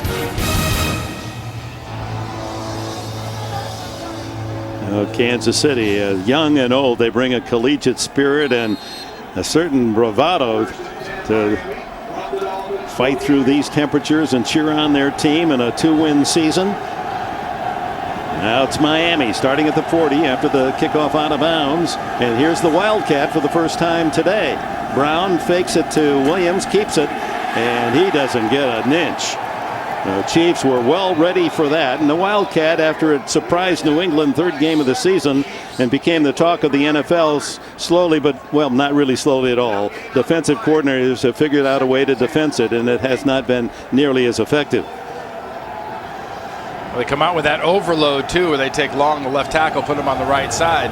They stuffed him. Hand off inside this time to Brown, or Williams, rather, and Williams is stuffed and pushed back. So Brown and Williams on the first two carries of the second half stopped at the line of scrimmage. They did the Dolphins, with a 10-point lead in 3.5 minutes of the opening quarter. And then upon a couple of more touchdown throws by Pennington and interception late in the half. Well, the Kansas City defense started this possession during the timeout, just in a big huddle together, bouncing up and down, trying to get themselves warm. And I mean warmed up, because it'd been a while since they've been on the field. And boy, those first two plays, they played like they've been doing sprints in the locker room. Pennington, with 135 yards today, has his career high in yardage. And a great match, Pennington and Miami, and he adds to that as he hits Devon Bess, and a first down in Kansas City territory. And did the Dolphins ever need that? Because with those two running plays, the Chiefs were playing with emotion and were grabbing momentum, but with one fine sideline route by Bess and a strike, the Dolphins now in Chief territory and in good shape. And Pennington leaves the field, so this can only be Ronnie Brown playing quarterback. Never played quarterback in his life, he told us, high school or college, but he's thrown a couple of passes, couple of touchdowns out of this. And here's the reverse coming back the other way to Patrick Cobbs, and he's got blockers in front, 40, 30, and he's got speed to the 10 and knocked out of bounds inside the 5, saving the touchdown, Jared Page. And official goes down in the process, but right on duty has the spot marked. You know, what you don't see is you don't see an overload. You see just normal tight end play over here, and then everyone on the Kansas City defense bites on the Wildcat. And when Ricky Williams gets that handoff from Brown, he flips it back, or Brown flips it back to Cobbs, and that defensive pursuit is just gone, and there's no one on that side. And how good was the handoff? A lot of action back there for a guy that's never played the position. Great soft hands by Brown to get that good handoff. And the real quarterback's back on the field. Cobbs with 44 yards on the play, and here's the handoff to Williams. Outside he goes, and Ricky Williams is in the end zone for a touchdown.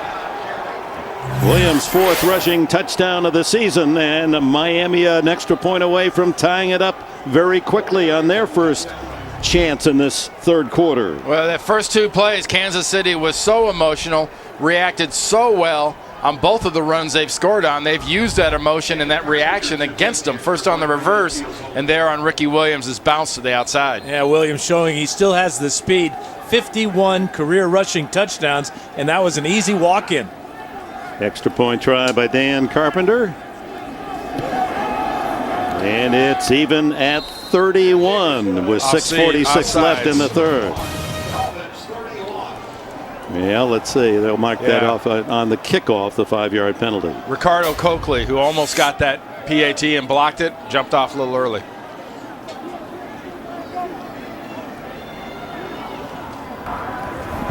Offside defense. That 5-yard penalty will be assessed on the kickoff. Point is good. 60 yards in 5 plays, 4 yards on the touchdown run by Ricky Williams. The Dolphins back even.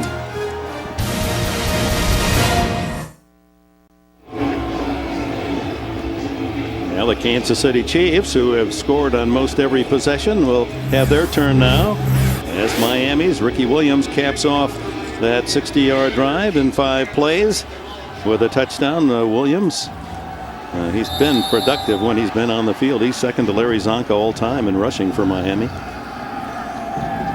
Jamal Charles is deep. Great kick here. Carpenter sends it into the end zone, and Charles going to gamble and bring it out, and barely gets it to the 20-yard line. Well, we'll see Tyler Thigpen on the field. The game tied on Ricky Williams' touchdown.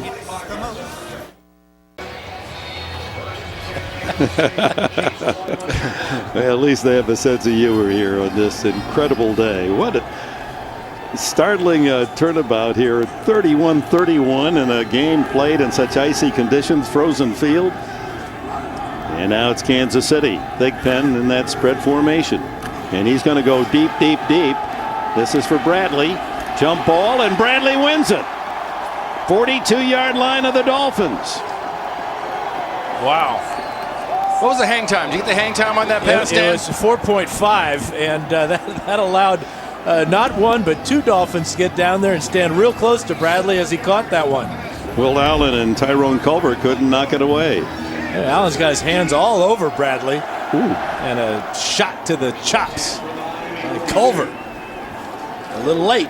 But Bradley never loses concentration on that ball. That was good by only one person in that in those three of the three bodies. 37 yards on the play, and now to Larry Johnson, short yards to the 40. Madroth makes a tackle. There must be something special happening. JB has a report in New York. Back and forth, nipping. Dick indeed. Take a look, trailing 14-10. Ah, boy, Chris Johnson. Can he do it, Dick? 21 yards to pay dirt. That makes it 17-14 Tennessee. And they are now Tennessee at the Pittsburgh 1. Start of the fourth. Back to Dick Enberg. All right, JB, as the Titans look for home field advantage throughout. Steelers have played their best ball in the final minutes of the games down the stretch. We'll see how that one turns out. It's 31-all here in Kansas City's Arrowhead Stadium, and it's Jamal Charles that gets the call, and no gain. In fact, he lost a yard. That'll bring up 3rd down and 11. Well, how about the Chargers? They need to win to keep their faint hopes alive. JB? And they are doing their best, Dick. Take a look here. Phillip Rivers looking good again. Looks like he's going to make it a keeper, but decides to pass it. Hooking up with Antonio Gates, 5-yard strike, capping an 11-play, 63-yard drive. 27-24 San Diego, that is, in the fourth. Back to Dick. Must be getting cold in the booth, JB. You're having some of the same verbal locks that we are here in Kansas City. Over the middle, and no problem for Gonzalez as he snares another.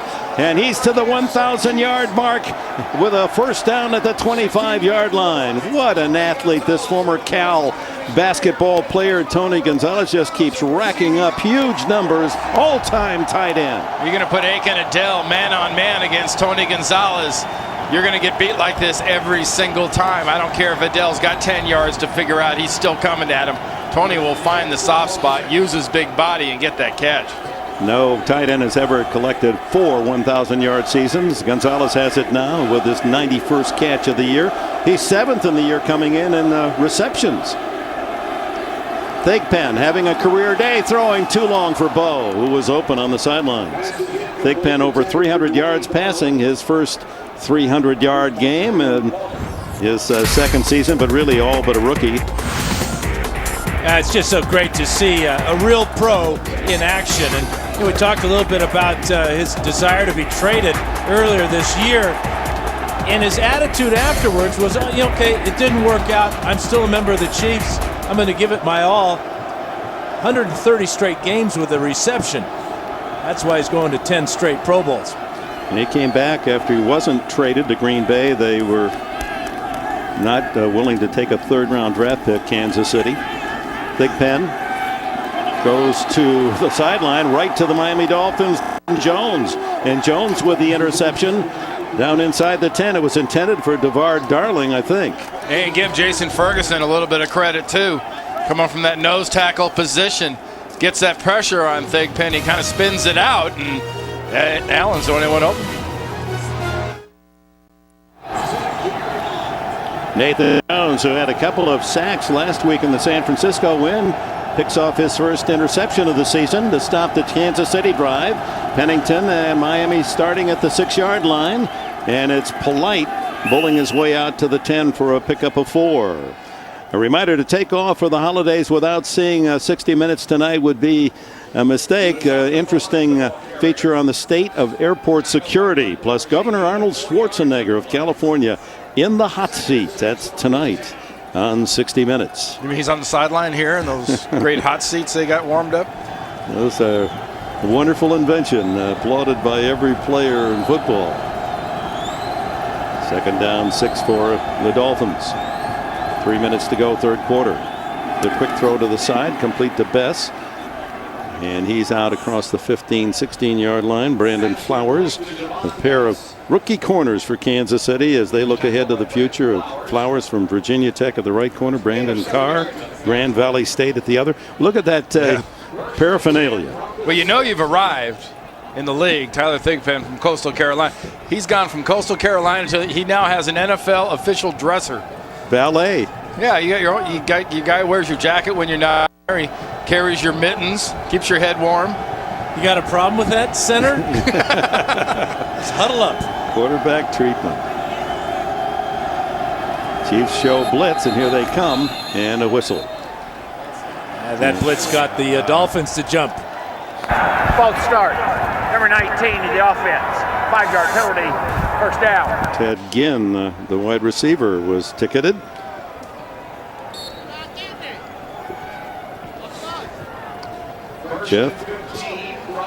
Chad Pennington set a new Miami record this year, 17 consecutive completions, 2 more than Dan Marino's mark.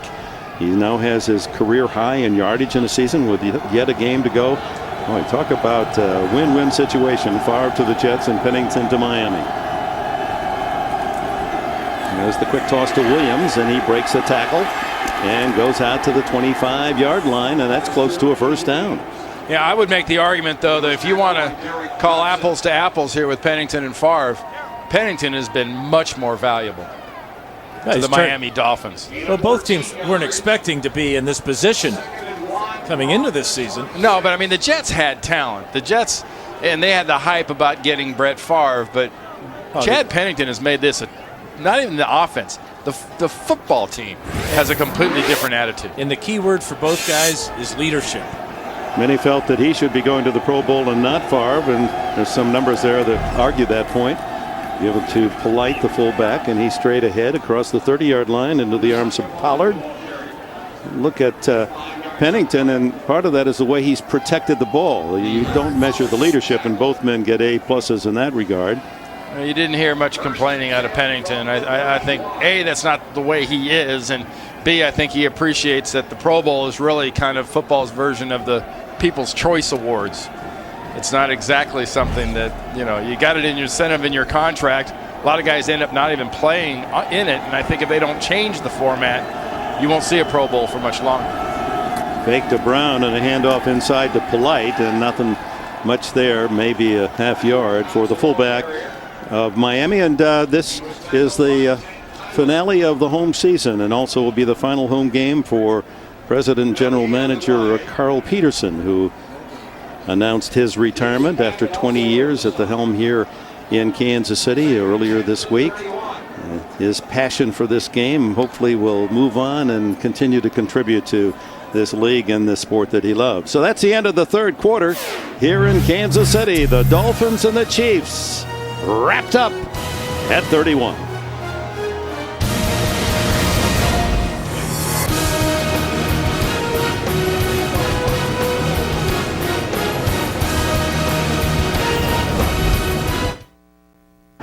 To the fourth quarter we go with Randy Cross and Dan Fouts, Dick Enberg. We've gone from the sweat of summer to the icy cold of winter.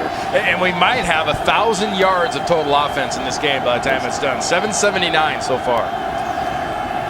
Well, big quarter for the Miami Dolphins, and Chad Pennington firing incomplete out at the 44-yard line as he goes for Devon Bess, the speedy little wide receiver from the University of Hawaii, where he set records in just 3 years of play. Really important for Tony Sperano and the Dolphins now to remember kind of who they're playing in the Kansas City Chiefs and their history. Keep plugging, keep hammering away here. Kansas City has not been very good at closing teams and closing games off. That has been a strength of the Miami Dolphins. And remember, last time the Chiefs had the ball, they had the turnover, the interception thrown by Tyler Thigpen. So you're absolutely right, Randy. This is Dolphin time and not KC time in the fourth quarter. Here comes the blitz, and Pennington throws to the far sideline, and down quickly goes Ginn, and he slips and is covered by the corner Brandon Carr, and so that'll bring up fourth down in the punting team for Miami.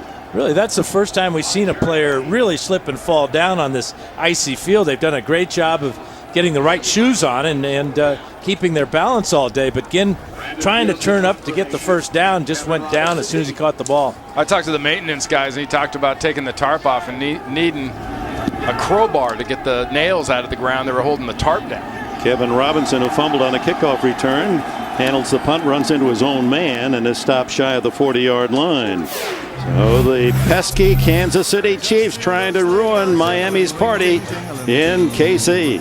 Come on.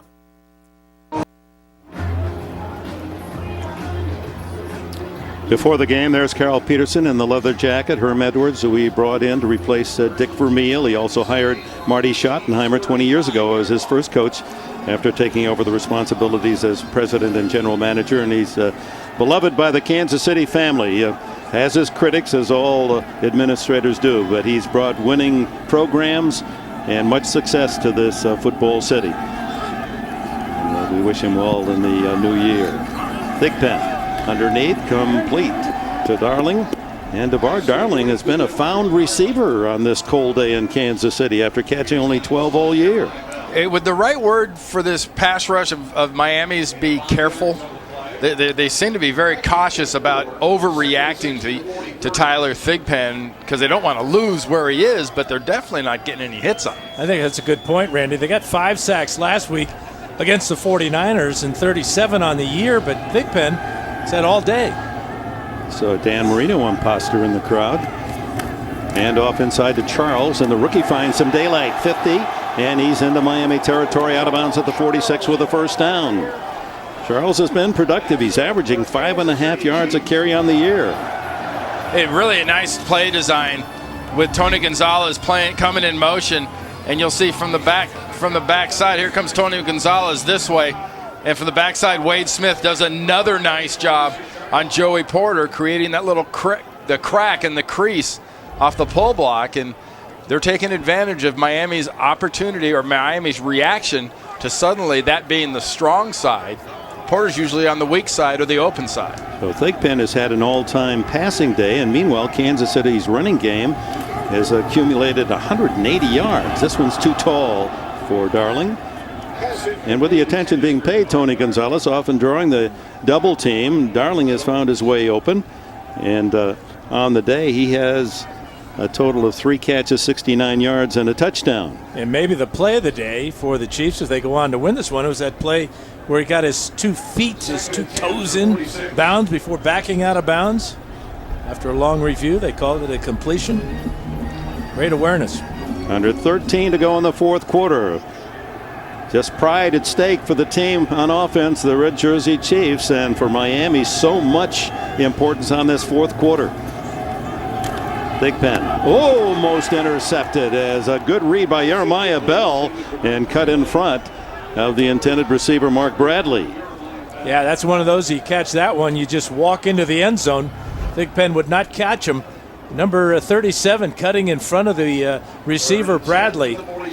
Bell just knocks it down. He cannot make the catch or he would have scored. A nice job by Bell of reading Tyler Thigpen's eyes, because it's pretty easy to see he had absolutely locked in on his receiver. Another of the great stories out of eastern Kentucky, where he's a walk-on, worked a couple of years in a steel mill out of high school.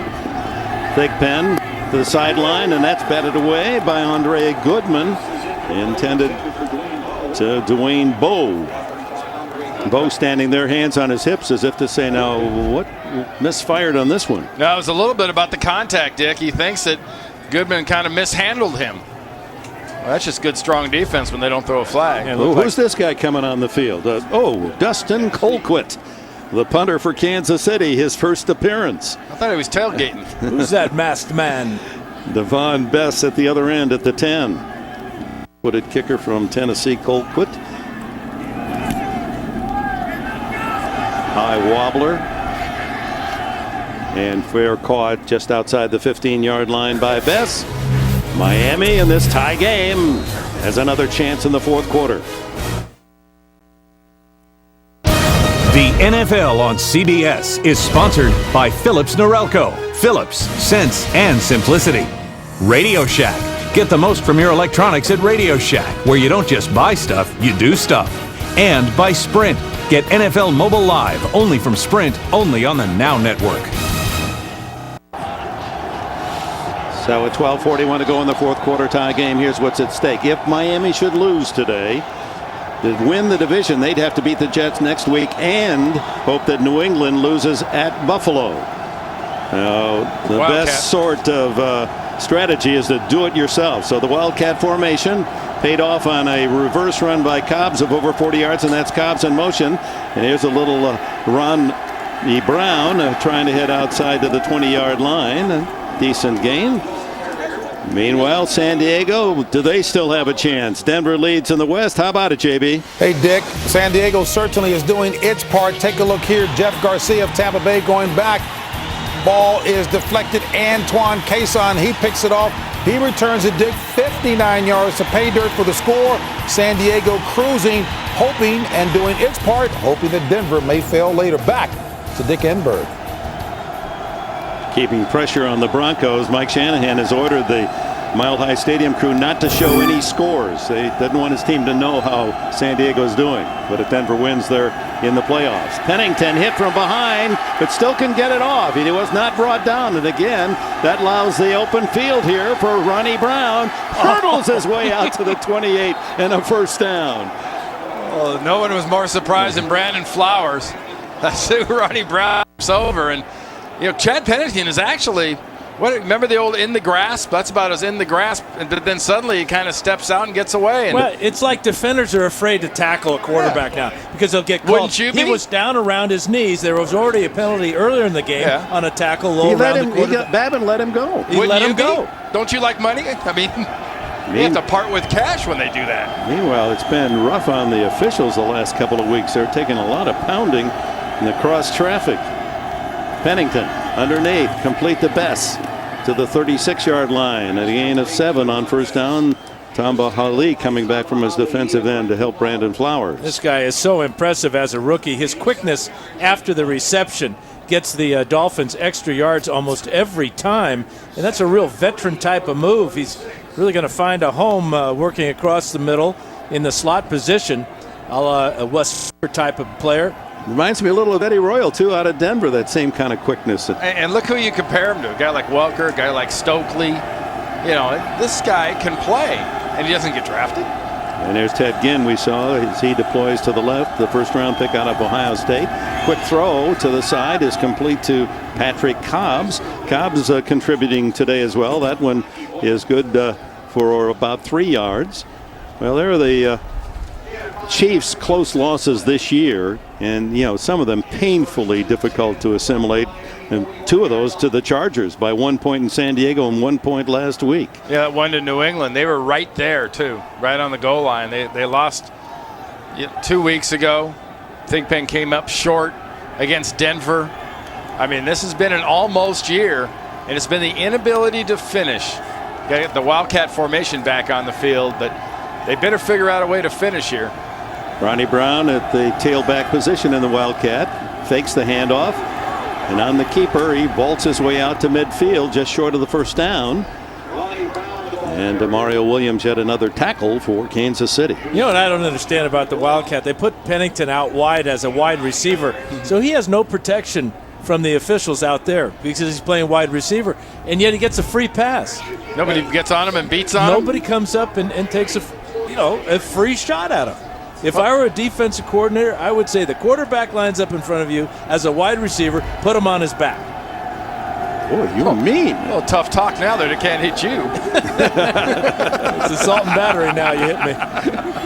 Tackled to the field as Ronnie Brown falls forward to the 50, shy of the first down. Rocky Boyman making the stop. It'll bring up 3rd and 1. If you're looking at any kind of a field goal, remember the direction we're going in here. Miami is going the direction where you're going to have to get to the 20-yard line realistically. I mean, 37, 38 yards.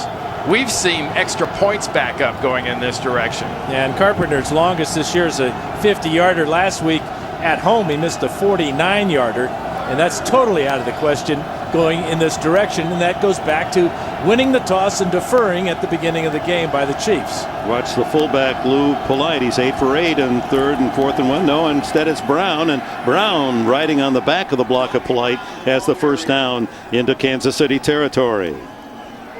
Let's go back to what may be a critical play and call in the first half down on the goal line. You would expect a fullback lead play. Instead, we get the fade to Haynes, who caught one pass last week for a touchdown. His only catch as an NFL player, the rookie out of Maryland.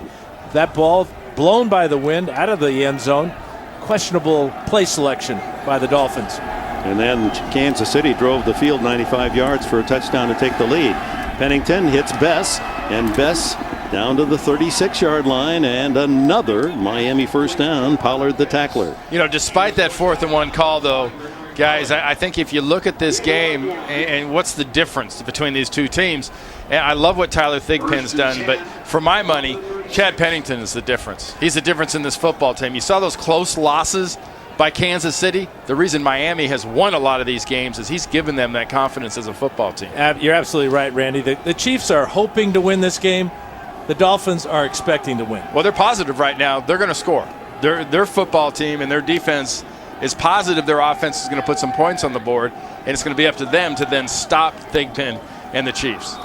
Miami has to spend a timeout. They were late getting a substitution on the field. 7:14 to go at Arrowhead. Dolphins and Chiefs tied at 31, and coming up in the Subway postgame show, JB and company will have the latest NFL scores and highlights and how they figure into the playoff picture coming up on the Subway postgame show. And right there on the bench is a guy out of Myrtle Beach, South Carolina, Tyler Thigpen. Not that he's not concentrating on the game, but when he's not in there, he's staying warm. Meanwhile, a first down for the Dolphins as they've driven down to the 36-yard line, and Ronnie Brown skips through a small hole for a couple before Tank Tyler can make the tackle. And now with the sun being shielded with a configuration of Arrowhead Stadium, it certainly has become even more chilly for all involved. And camera folks are still all in focus. This crowd that braved this home finale of the Kansas City season, they to be applauded as well. They've had a good time cheering for their Chiefs. It's more like a gathering than a crowd, though, I think, at this point. And they've hung in there. On second down, Pennington steps away from pressure, dumps it off to Ricky Williams, and Williams breaks a tackle. And he's finally to the 20-yard line. First down, Miami. A beautiful job, and as well as a Tyler Thigpen runs, and his idol was Steve Young because he could run in the pocket. You look at a quarterback like Chad Pennington, he doesn't have to run. He just sort of scooches to buy that extra time for Ricky Williams to come all the way from the far right side of the formation where he ran on a quick little route. He cuts back underneath and helps his quarterback out. Down to the 6-minute mark as Miami trying to break this 31 tie. Pennington 24 for 32 passing, 214 yards and a couple of scores. And his leadership commended by all coaches and players. And Ricky Williams unable to get back to the line of scrimmage as Derek Johnson invaded the backfield of the Dolphins. Yeah, one Longhorn taking down another Longhorn. Derek Johnson moving to the middle linebacker spot because of injuries to the Chiefs, but he showed great speed that time. Can't help but when you see the red uniform and Derek Johnson to think of another Derek Thomas, who is one of the finalists for the Hall of Fame. Passed away after an automobile accident 8 years ago. He'd get my vote. Ricky Williams now the running back. You're in field goal range, but you'd want 5 more yards to feel more comfortable about it. Second timeout used by Pennington and the Dolphins with 5:01 left here in Kansas City. The NFL on CBS is sponsored by Chevy, an American Revolution, and by Subway, home of the famous always made fresh $5 footlong. Yeah, you hear the Chiefs chant in the back.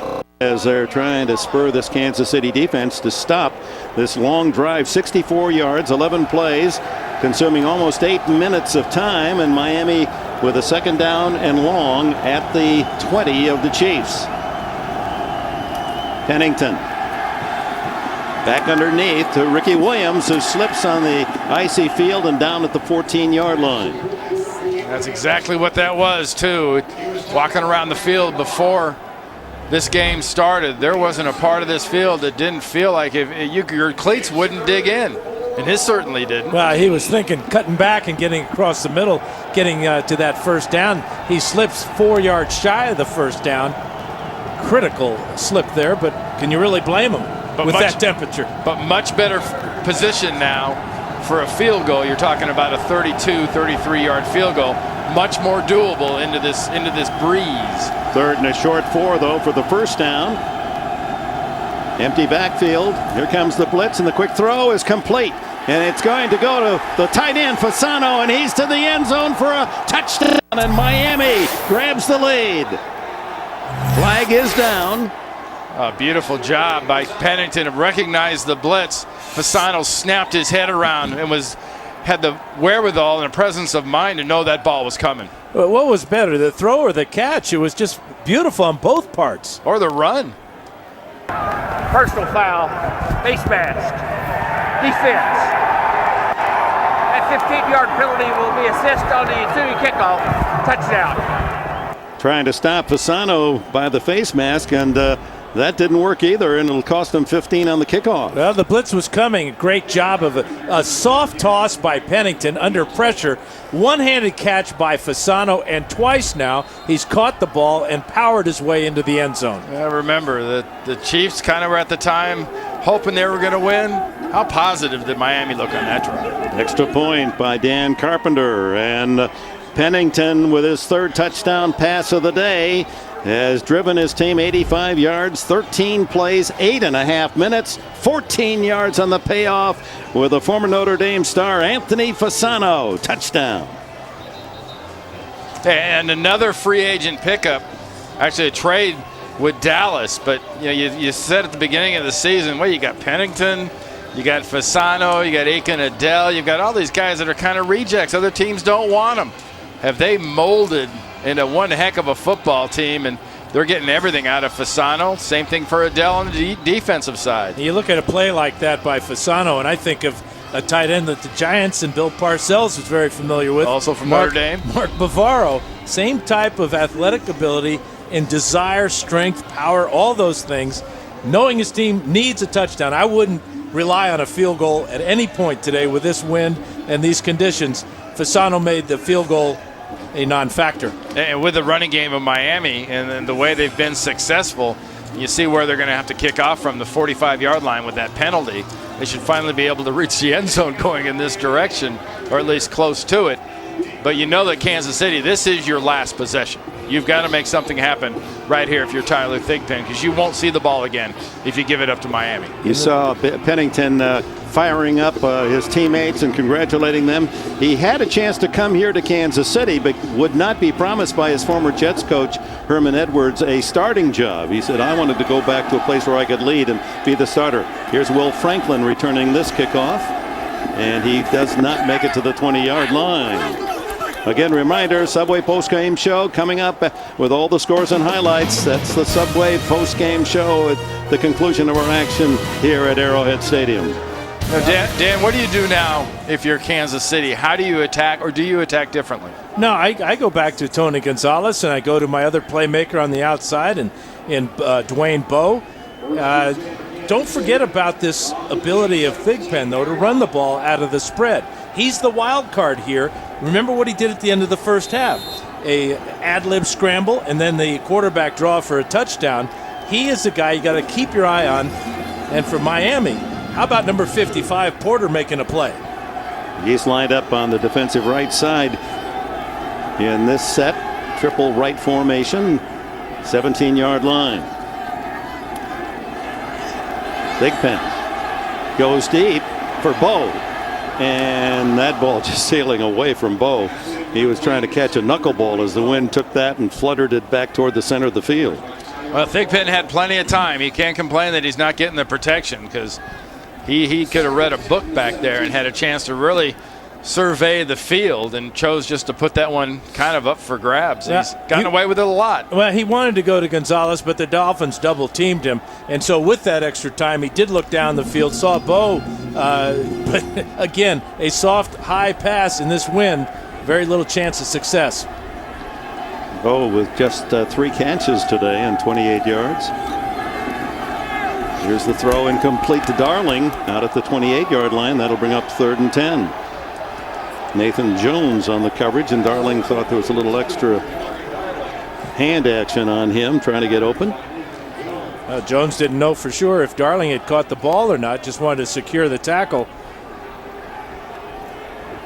But again, off target by Tyler Thigpen. He's now 7 of 14 here in the second half with an interception.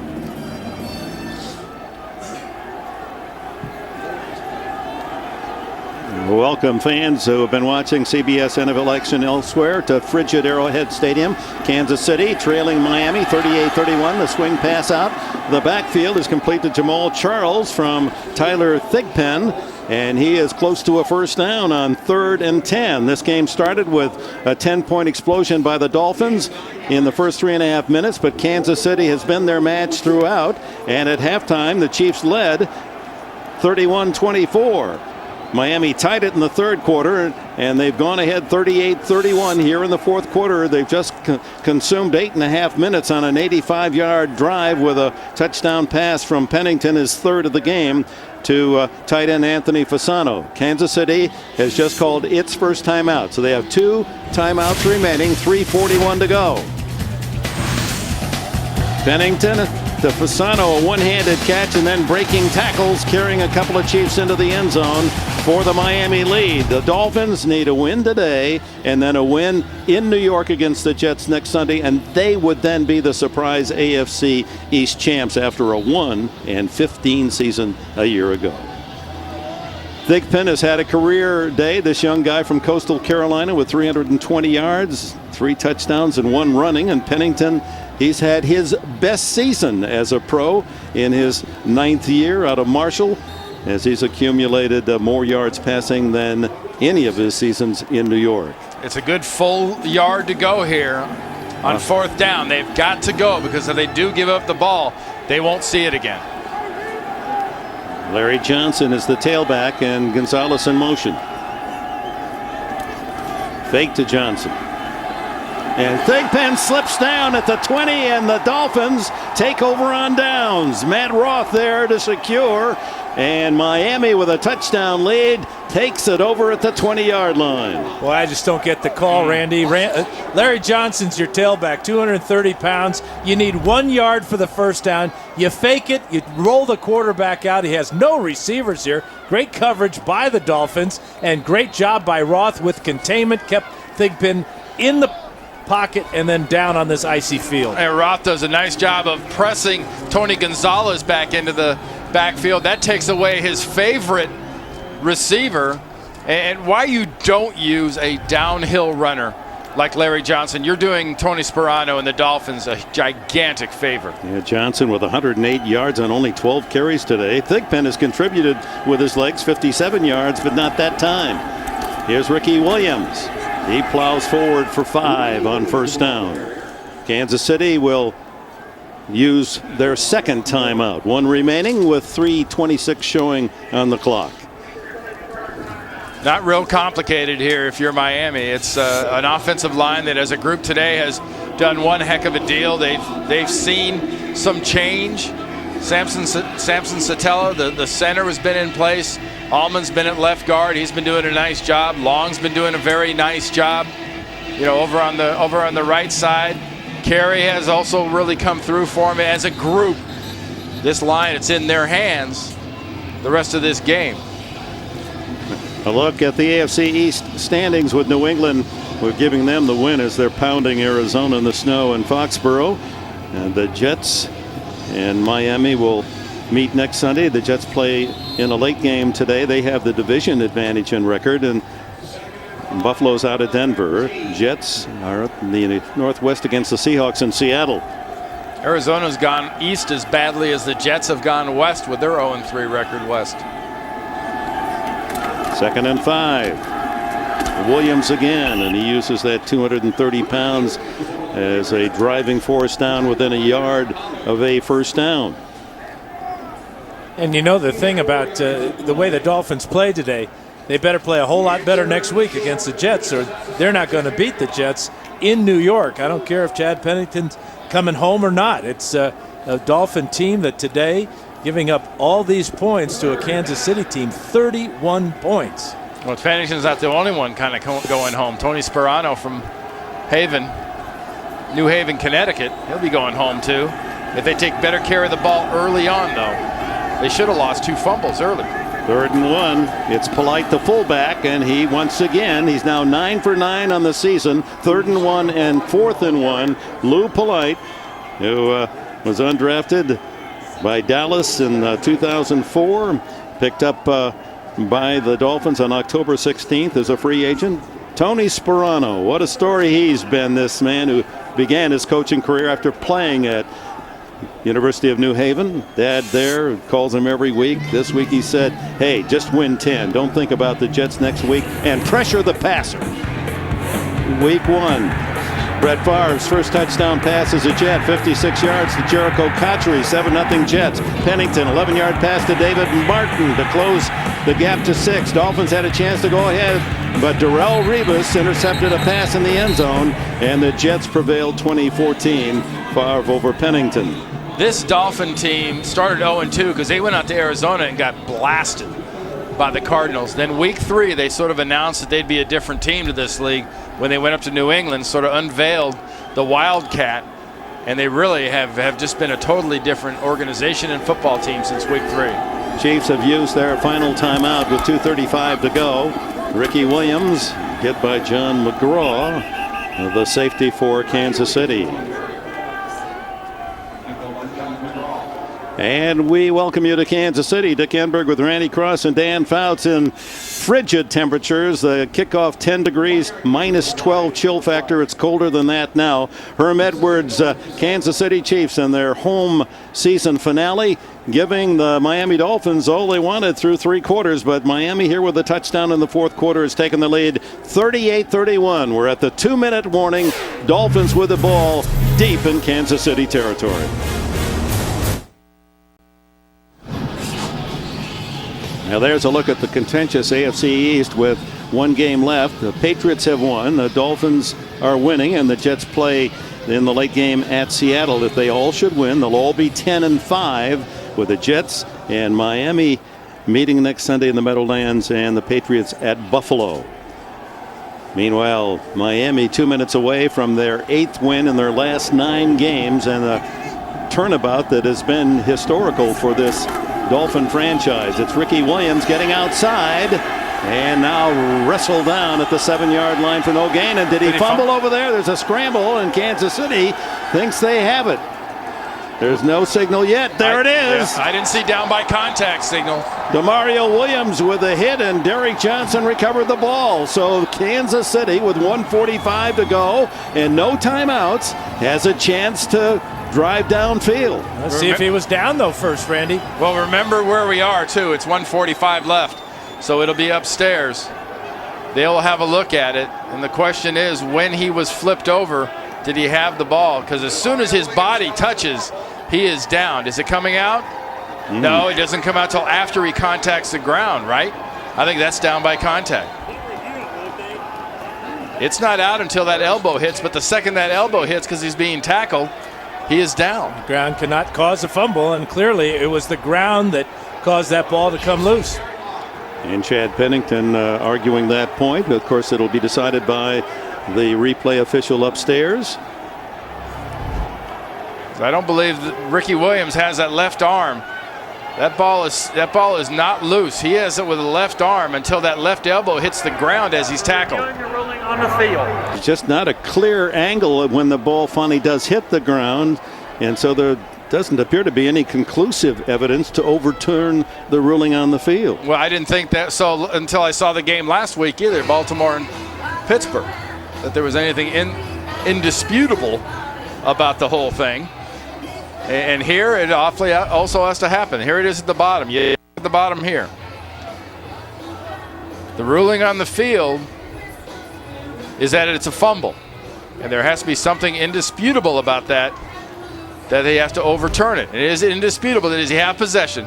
If you say yes, then as soon as that left elbow hits the ground, it's down, and then the ball comes out. Well, it's like we go back to the first half. We had a very similar type of play. When was the ball loose? Was it loose? Did we have a good enough angle? Clearly, it appeared that he was down with the ball in his left arm, and the ball came loose when that arm hit the ground. Well, there's no question that was well supervised on the field. Two officials were within 7 yards of the play, and they ruled it a fumble. And what he could see, and he being the official on the sideline, is he's looking right at it. The play's coming at it that we can't see from either angle or any angle we've seen is was that ball moving before the elbow hit the ground. It was tucked up against his body initially. When he starts going down, the ball kind of separates from his body. Was it moving? Sure doesn't look like it from our angles. Yeah, the tackler, Demario Williams, screens the final touch to the turf by Williams and the ball. Again, it's got to be indisputable evidence according to the rules in order to overturn, because the call on the field is that this is a fumble.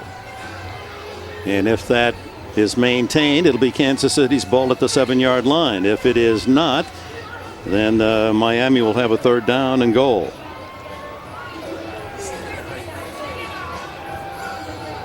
You got to check out the ball. It's a backside angle here. Look at the ball. See, is that the ball right there? I know this is the elbow right here.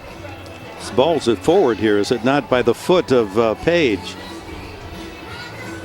Yeah, his elbow was down before the ball came out, and he had control. And to Demario Williams' credit, he's doing a very nice job of trying to dislodge the ball. After review, they're really on the field stands. Kansas City has recovered. Well, there's been two plays almost similar, one in the first half, and we were wrong in judging that. Now in the second, another that we could not discern. So obviously the booth says it's not conclusive. There was nothing that told them just screamingly to overturn the point on the field. But we can still dispute it. There's no such thing as indisputable. That's our job. Yeah, from that angle, you see that ball underneath. It looks like it is loose before that elbow hits. But so like I said, there's nothing indisputable, so they did not overturn the call on the field, which was a fumble. All right, let's see if Tyler Thigpen can work a Kansas City miracle in the final 2 minutes of this game. This throw not even close. 10 yards off the mark, intended for Mark Bradley. Well, they've put the ball on the ground 3 times today, Miami has. They lost it on that fumble. They lost an interception. So now they're up to 12 for the season. 2 short of that record of 14. And remember, the game started with a couple of reversal calls on turnovers, potential turnovers. Dolphins with so much at stake as they look for the AFC East title, and Kansas City just a prideful chance at a third win of the year as Thigpen throws incomplete over the middle, intended for Gonzalez. You understand the Jets already at 8 minutes into the 8:07 mark of the opening quarter have kicked a field goal in Seattle.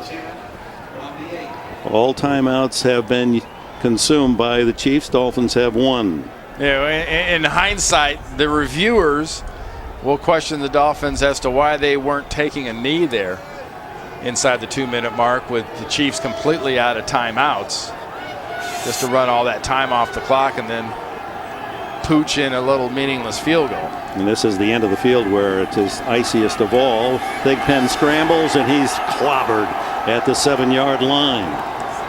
Randy Starks, 305 pounds from Maryland, to drive him to the turf. And the coup de grace on that hit was Joey Porter coming off the block from Brandon Albert, applying that smack. And this is the exact point of the game last week that Porter had his biggest impact, sacking Sean Hill for that big decider against the Niners. Stop here, and it's just a couple of kneel downs for Miami in the victory.